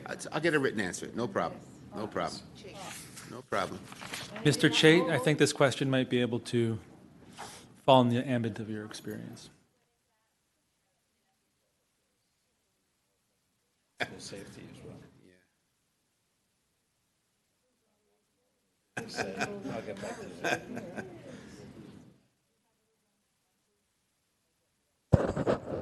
I was attending to a school matter, so if you wouldn't mind I repeating the believe question. you, sure. Yes. Customer Expressions Corporation, and we've been using them since 2019. Do you have an example of how they've been effective in their use to LAUSD? Or you can get back to me. I either can one. get back to you. That's fine. I most certainly can. You got it. Thank you, sir. You're welcome. Let's see. Yeah. Yeah, item G. Okay. Item G. So do we have any, it's service contract not exceeding X amount. Do you have any numbers? Is this a adult ed one? Rennie can come down to answer some questions on this front. Okay.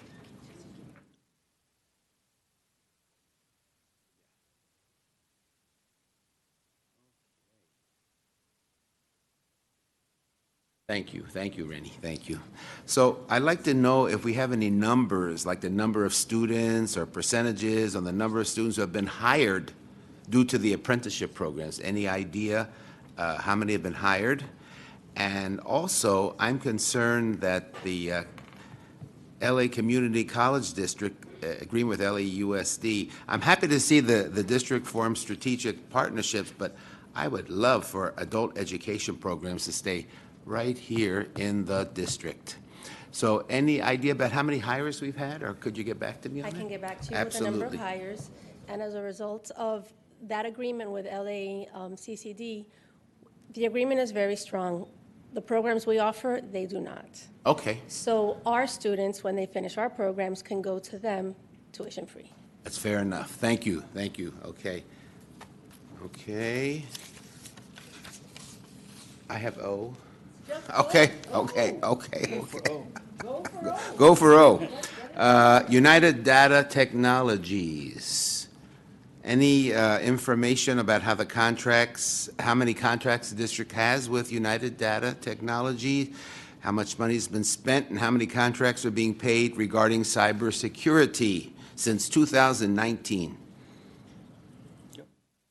Okay. Thank you. Good afternoon or good evening, board members. I'm Soel Kettle, Chief Information Officer. This is the first contract for this company. They never had agreement with the district, and the contract is related to patch management, as you indicated, related to cybersecurity. Okay, so we'll know next year how they're doing, huh? Okay, fair enough.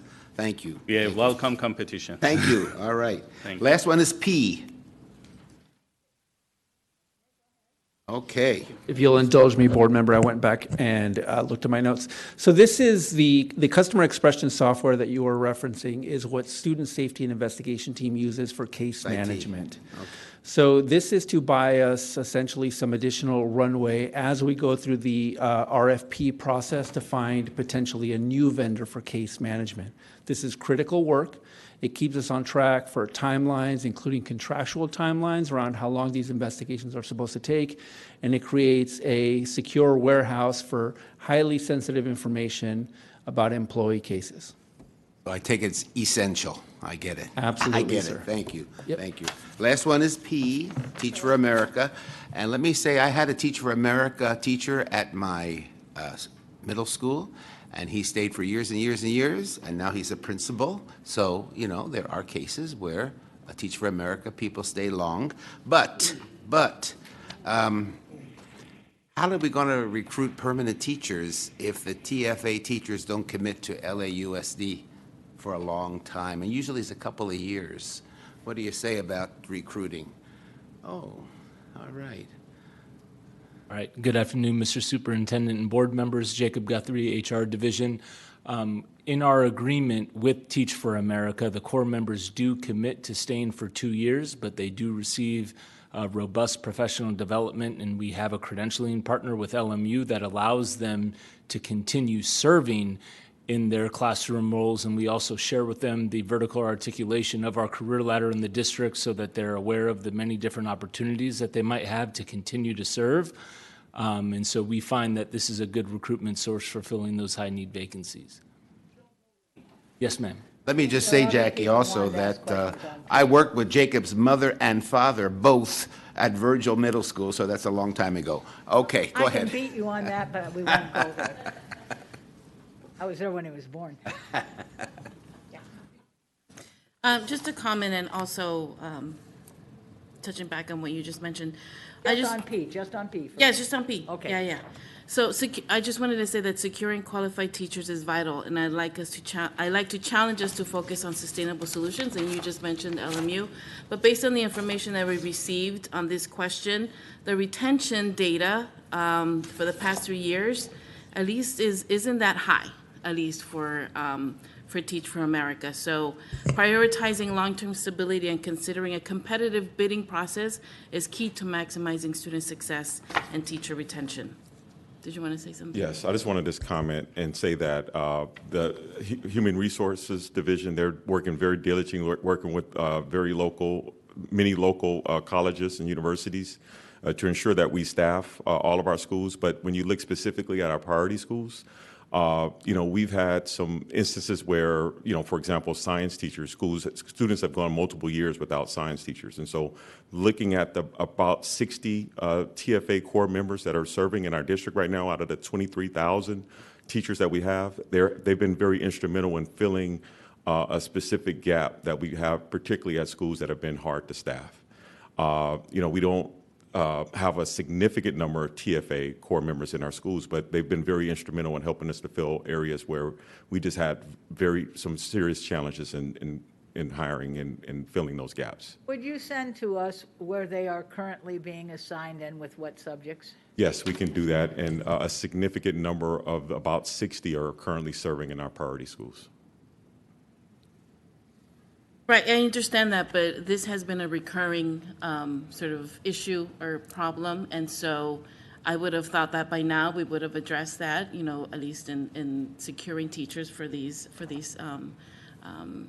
sort of subjects like in science. But some information was provided that the content areas are math and science, English elementary, social studies, Spanish, and special education. However, I think that combining a recruitment with the recruitment strength of Teach for America with a more robust support system, emphasizing a mentorship and long-term career development would be essential. But it's just I just would like us to just address this because it keeps coming up over and over and over again. So I understand you would that. think that it and would so be addressed. And that's something that we definitely can address. But I think we're making some progress, particularly with retention of teachers within our priority schools, and those are the schools that are most difficult to staff. And so we're making some progress in that area. Thank you. That's all.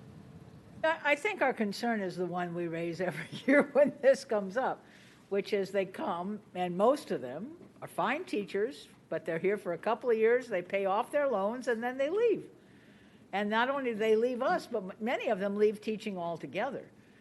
So that's the concern we're raising, because we know that they provide schools that have sometimes difficult recruiting math and science teachers. So I get that, and that's why this is going to pass. But just hear us, I hope, over and over again saying that we need to see if we can find other ways to fill those same vacancies without having people who largely come here to pay off their loans. Not everybody, I don't want to, bespeak all of them, but a lot of them do that. Not saying they don't teach pretty well while they're here, because a lot of them do. But they're not interested in teaching. That's not what they're going to stay with, and that to me seems like undermining what we're trying to do, because it makes continuous openings in those same schools we're trying to fill permanently. So it's a problem, but I don't think there's a solution. I really don't right now. All right, anything else, Mr. Schmolson? I'm going to go to Dr. Rivas. Okay, Dr. Rivas on item 2. Yes, thank you. No, no more questions on that one. Thank you so much. I do have a comment and a question for item D, the hatching results regarding the school counselors. Go ahead. I just wanted to start by saying that school counselors are, yes, crucial to student success, impacting academic achievement, career planning, and social emotional well-being. However, current counselor workloads may prevent them from providing the individualized support students need, and hiring more counselors with expertise allows for in-depth attention implementation and for the ASCA national model that empowers counselors to unlock each student's potential. So I know this is for training, but overall, my concern is the student ratio for each counselor, the workload. So how does our current counselor to student ratio compare to the recommendations from ASCA, and how does that impact our ability to meet student needs and academic achievement, career planning, and social emotional well-being? Luis Francis Baez, Chief Academic Officer, and I have my team here who will also provide some responses here. But what I want to also share is that we realize that the caseload is not where it needs to be, and we're always working to improve the ratio so we meet the model expectations. We know that through this ASCA model, we're going to get closer so that our counselors are pushing in through advisory to provide regular lessons about counseling. In addition to that, we recognize that the number is not where it needs to be, so our team will give you those numbers. But definitely this ASCA model will help us to personalize services to address the fact that there is a higher ratio than where we want to go. But we continue to decrease it over time, but at this time it's not where we need to be. Do you want to say where we are? Thank you, Dr. Baez. Just Brenda Pensamiento, School Counseling Services in the Division of Instruction, and I thank you, Dr. Rivas, for bringing this up. It is very close and dear to Dr. Baez and our hearts, and as a former counselor, I will tell you that we are consistently looking to maximize their potential to make sure that whatever opportunity we have to expand and make sure that their caseload and whatever capacity we can, it's lower, we do that as well. But the ratios do look very different, and we can work with other departments to give you some more specific data. But it varies from 150 to 400 on average, depending on the school site. But there's other support services available for students, so that it really is a wraparound type of services. That's really the model that we want to adopt.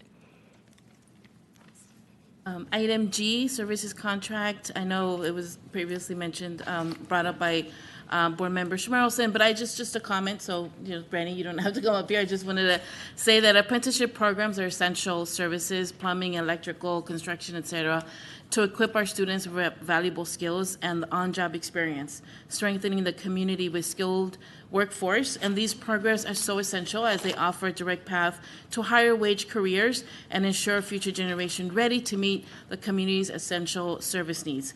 And I hope we can continue to explore additional partnerships that expand these crucial services. And my office and I are very much dedicated and expanding and providing information for these career opportunities to all of our schools. So I look forward to working with you further on expanding these apprenticeship programs. So I just wanted to say thank you so much for continuing the emphasis on our union jobs. Item H, Damon Fletcher, train of thought. I just want to say that I'm excited to see the district prioritizing student safety through these investments in safe passages and partnerships. So this is towards Mr. Chait. So safe routes to and from school are a major concern, especially in Board District 2. While existing partnerships are a promising start, I eagerly await the expansion of safe passage services within District 2 to ensure a truly secure learning environment to all students, not only inside but outside. So I just wanted to give kudos to that, and an investment in these safe routes do provide a bigger, robust safety measure. So thank you for that. And we already covered Teach for America, so I mentioned that. Item U, I do have a comment and a question. This is Eneridge Inc. I don't know. Okay, great. Mr. Kang. So my comment first, so transition our school bus fleet is to electric vehicles is a key pillar for our environmental justice goals, and I know you've been working very hard on this, and I thank you for all the work that you've been doing. By reducing emissions from diesel buses, we can create cleaner air around schools, specifically in schools in historically disadvantaged neighborhoods overburdened by pollution, particularly the schools that are so close to freeways. This will lead to a healthy environment to all students, because students deserve clean air and a clean ride to school, to and from school. So my question, can you provide us an update on the bus electrification goals? Is the district on track with its electrification plan, and how many electric buses are there now? And I know you mentioned it, but I just wanted to reiterate this. And how does this align with our overall goals in the electrification? So for the first part, transportation, eco-sustainability office and facilities, we are currently in the planning stages for our Sun Valley bus yard. That is our first bus yard we have committed to transitioning to 100% electric. Those three offices and myself, we recently returned from an electrification conference about 2 weeks ago to figure out and ask private sector what are best practices out there currently. And we are to meet shortly to decide what the next best steps are to begin our Sun Valley and break ground. It is anticipated to start this summer, fall timeframe. What were the second question? How many electric buses are there now, and how does this align with our goals, at least this item U? We have 30 buses on hand currently, and these are all from the previous orders prior to the 180 buses we ordered for Sun Valley in October. And they are moving along. The current update with the 180 order, they are on track, and our first deliveries will begin to arrive in October over a period of 6 months. And overall, I know these are mobile, right? These are mobile charging buses. So once we have this electrification at what did you mention? It's in Gardena? In Sun Valley. Sun Valley. What will be the use? What will be the best use of these mobiles once we begin to build that infrastructure? They will support our field trips. So, and then they will be placed not at Sun Valley, but strategically around the district locations. So when an electric bus makes their first delivery off to a school site, they can plug up, fast charge for about 30 minutes to get 20, 30 extra miles to support field trips during middays. And they'll continue to serve as our backup plan, a redundancy. Kind of a concern that we're trying to solve for is there's no excuse for why buses do not go out. We are not only having a backup plan, but we're also thinking ourselves, what is our third backup plan? And what is the average lifespan for these mobiles overall? Is it unknown? These are custom orders, and they're first of a kind. Oh, wow. Okay. All right. Well, thank you so much. That's the end of my questions. All right. Number 2, Mr. Melvoin. Okay. Number 3. I've just got you. Anybody? Rocio. Huh? Just got you and Rocio. I don't remember what I wanted to do on 3, so that must have not. It must have been covered somehow. Anybody else on 3? Dr. Rivas?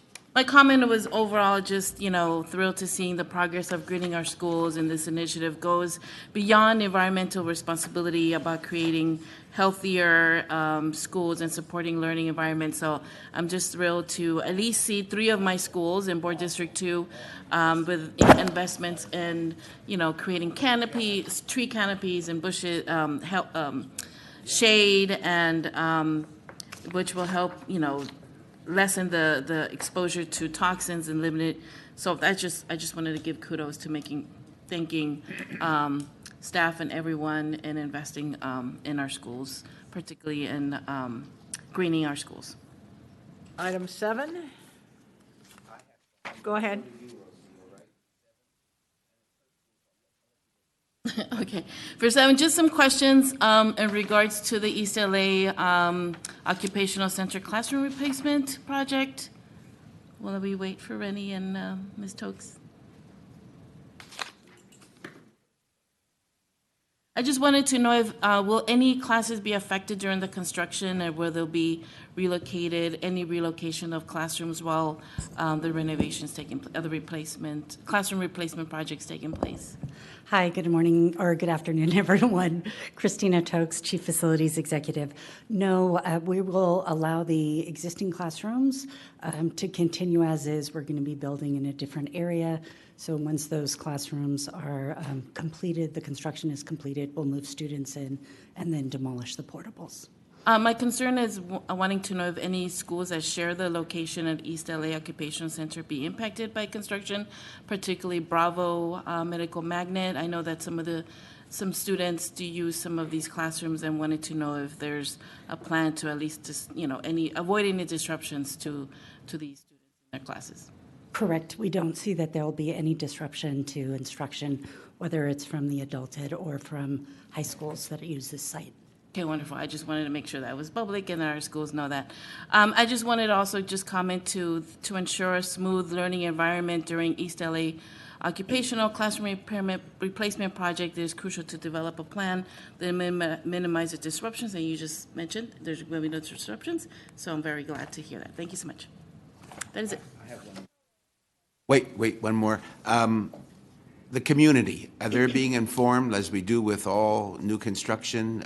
Do we have a community meeting to let them know what's happening? We do. So this action will allow us to essentially fund the project, which will allow us to engage with an architect, architecture firm. That's when we start to do the community meetings to let them know about the proposed project and engage them throughout the design and then during construction as well. Great. Thank you. Thank you.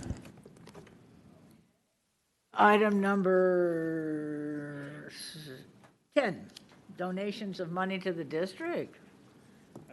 I don't have anybody. Okay. I don't know. Okay. Next is item 15. Item 15, secondary career technical ed. Go ahead. Okay.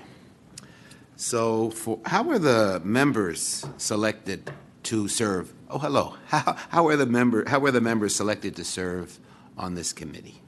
Good afternoon. My name is Seema Puri. I'm the CTE, Secondary CTE Coordinator. The members were originally selected from the schools that the employers and business partners that were actually working with students already. And so we started with that base and we expanded and invited more people from the same organizations or other organizations to work with our students. Thank you. Thank you. A quick question. There was a comment from one of our youth labor partners, UTLA, in asking if adult ed committee can be included in this advisory committee. I'm going to have to get back to you with that response for that. Yeah, I just wanted to make sure we listen to what they asked. Of course. For. Okay, thanks so much. Thank you. Mm-hmm. Okay, I think that covers 15. How about 16, ratification of special ed master contracts with NPSAs? I've got Mr. Schmerl. Mr. Schmerlson, go, Scott. Okay. 1 second. Tab 16, page 206. Okay. Don't have that one. No. Pass. Okay. Thank you. Item 17, statutory school fees. These are the fees for Impact. Impact. Any questions on that? I have a statement. Yeah, that's Go ahead, correct. Scott. I am very, very grateful that our district staff did find a fair solution to resolve the challenges that we face to ensure families in Porter Ranch can have the schools that they need. And I just want to make sure that the district and the city will make sure to ensure that these impact fees are actually collected. And it has been a problem in the past. So how do we make sure they're actually collected?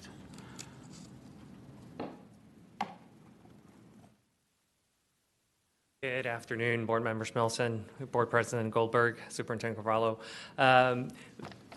We are in the midst of doing a study to start reconciling what permits have been issued against what we've collected, to start figuring out what are our options to do that. There are city impact agreements, but then there are other circumstances where we aren't hearing back from them, and them being city. So we're going through this process to assess what can be collected and then figure out our next steps. Yeah, there's so many buildings going on, apartments and whatever, and I was just shocked. I think it was at the last meeting that I heard that they don't return calls.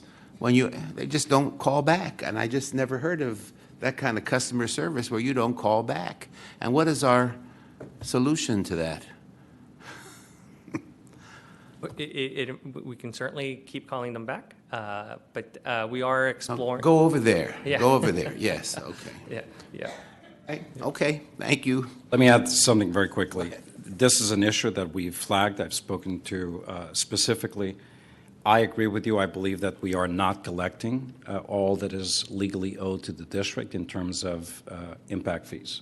And by the way, in my world, they're not developer fees, they are impact fees. Right, here too. They are there to support infrastructure, particularly infrastructure, beginning with schools, but not only schools, as a result of building, whether it's single-family homes or condominiums, apartments, it matters not.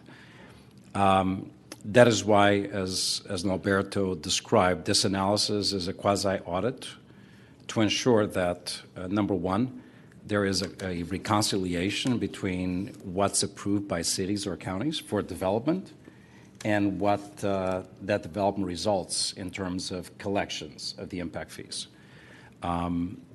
Based on that detailed review, whatever the results will demonstrate, then we will take any and all needed actions with the appropriate entities to secure the funds that are due to the school system, period. But I do think, based on just what we see around us, right, that far more construction is taking place than what we're collecting in terms of impact fees. So just let me say that we have no problem with the city of Los Angeles. Long ago, they began to agree that they would just collect these fees and pass them on to us. Our problem is with all the other cities in the district. And there are 21 others of those. So I would just like to say that I have a lot of those cities, and if you would like me to join some of you and go to a city council meeting and ask them why they're not doing this, I'm available to do that for the cities that are in Board District 5. And maybe it'll help, and maybe it won't, but it's worth a try. Okay, that's the last item that we have not voted on. I'm sorry. Go ahead. No, I had the same question that you all asked, so I just want to second or third it. And also, if there's no objection, can we just move to change the policy, swap out developer fees and change it to impact fees? Like, can I just move that, and then we'll all? Yes. Because I do think, not to give too much credit to Mr. Tchaikovsky, but he's been saying it for a while. I think we agree. It's right. So by acclamation. By acclamation, those items will be called now on items 17 and 18, 17 and impact 18, fees. we will call these impact fees. Okay? Great. All right. So a motion is now in order on items 1, 2, 3, 7, 10, 15, 16, 17, and 18. All right, moved by Mr. Melvoin, seconded by Dr. Rivas. Call the roll.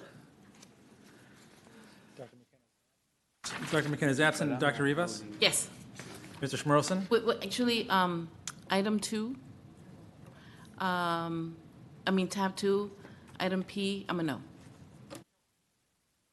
Rivas, so for tab 2, I'm just repeating it out loud. Item P. Teach for America. Which item again? P, We okay. don't have 4 votes for it now. For that particular item, you do not.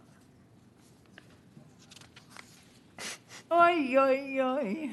Let me continue. So that's Dr. McKenna is absent. Dr. Rivas is a yes on tab 2 and a no on item P within tab 2. That's all these distinctions we're trying to make. We have the same problem with me and M because I have to recuse myself on item M. So we have 3 votes for item M. All these facts are true. We do have Ms.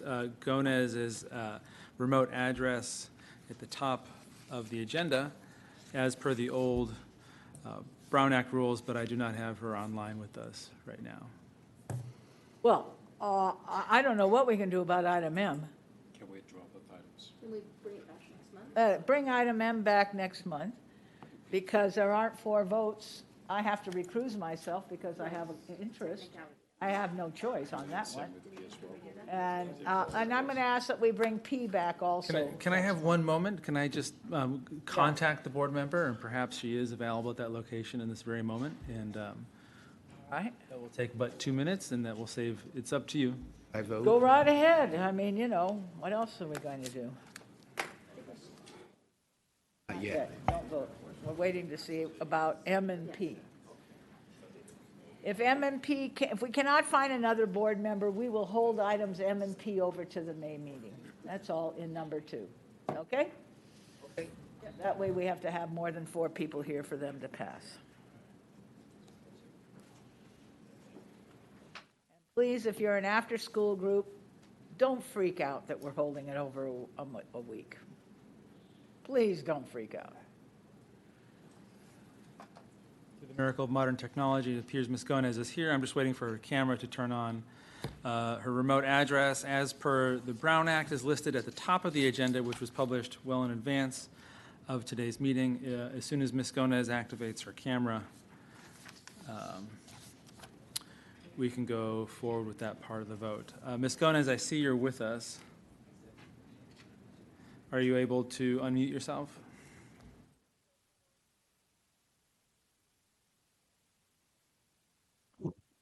I am unmuted. Okay, great. So we are going to go ahead and continue with the vote. This is for, I don't know if you're up to speed with us. This is for on consent calendar items 1, 2, 3, 7, 10, 15, 16, 17, and 18. How do you vote on that list? I'm not quite there. I'm not quite there sorry. yet. So Never mind. we've called Dr. McKenna. We've called Dr. Rivas. We are now Mr. Schmerlson. Yes on all except item 2P, and I appreciate your work, Jacob and Dr. Whitman, but the long-term commitment, I'm just sorry, but no on P. Okay, and Ms. Gomez? I mean, you know, procedurally, sorry to interrupt, procedurally, if we're going to vote no on something, we usually pull it for discussion, and then the sponsor, in this case HR and also Dr. Whitman, have an opportunity to present the consequences, and folks can line up speakers. And when it's on consent, the assumption and what Ms. Goldberg, I think, really commendably always does is tell people what we're doing is that means we'll have questions, but we'll vote yes. And the fact that because of Dr. McKenna's absence, we will have a split vote for item P means that it won't pass. And we haven't heard from Dr. Whitman or from HR what the consequences of that are as folks are trying to fill high-need positions. And so merits aside, I think procedurally it's a little unfair to, in this case, Dr. Whitman and HR and the superintendent. I also would like to know the consequences of this, given the high vacancies. You know, I just find it unfortunate. I don't think it is, I don't think it's fair to the people who are bringing it, and I also would be curious if we can hear what those consequences Well, I would don't be. think is there any harm in delaying it a month when the full board is here?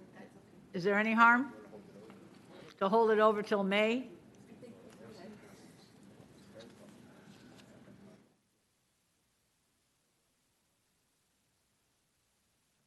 The potential consequence of delaying the vote and then entering into an agreement later on would mean that we're a bit later in the hiring cycle. All of our research shows that early hiring is most beneficial both for candidates and for principals as they're planning for the upcoming school year.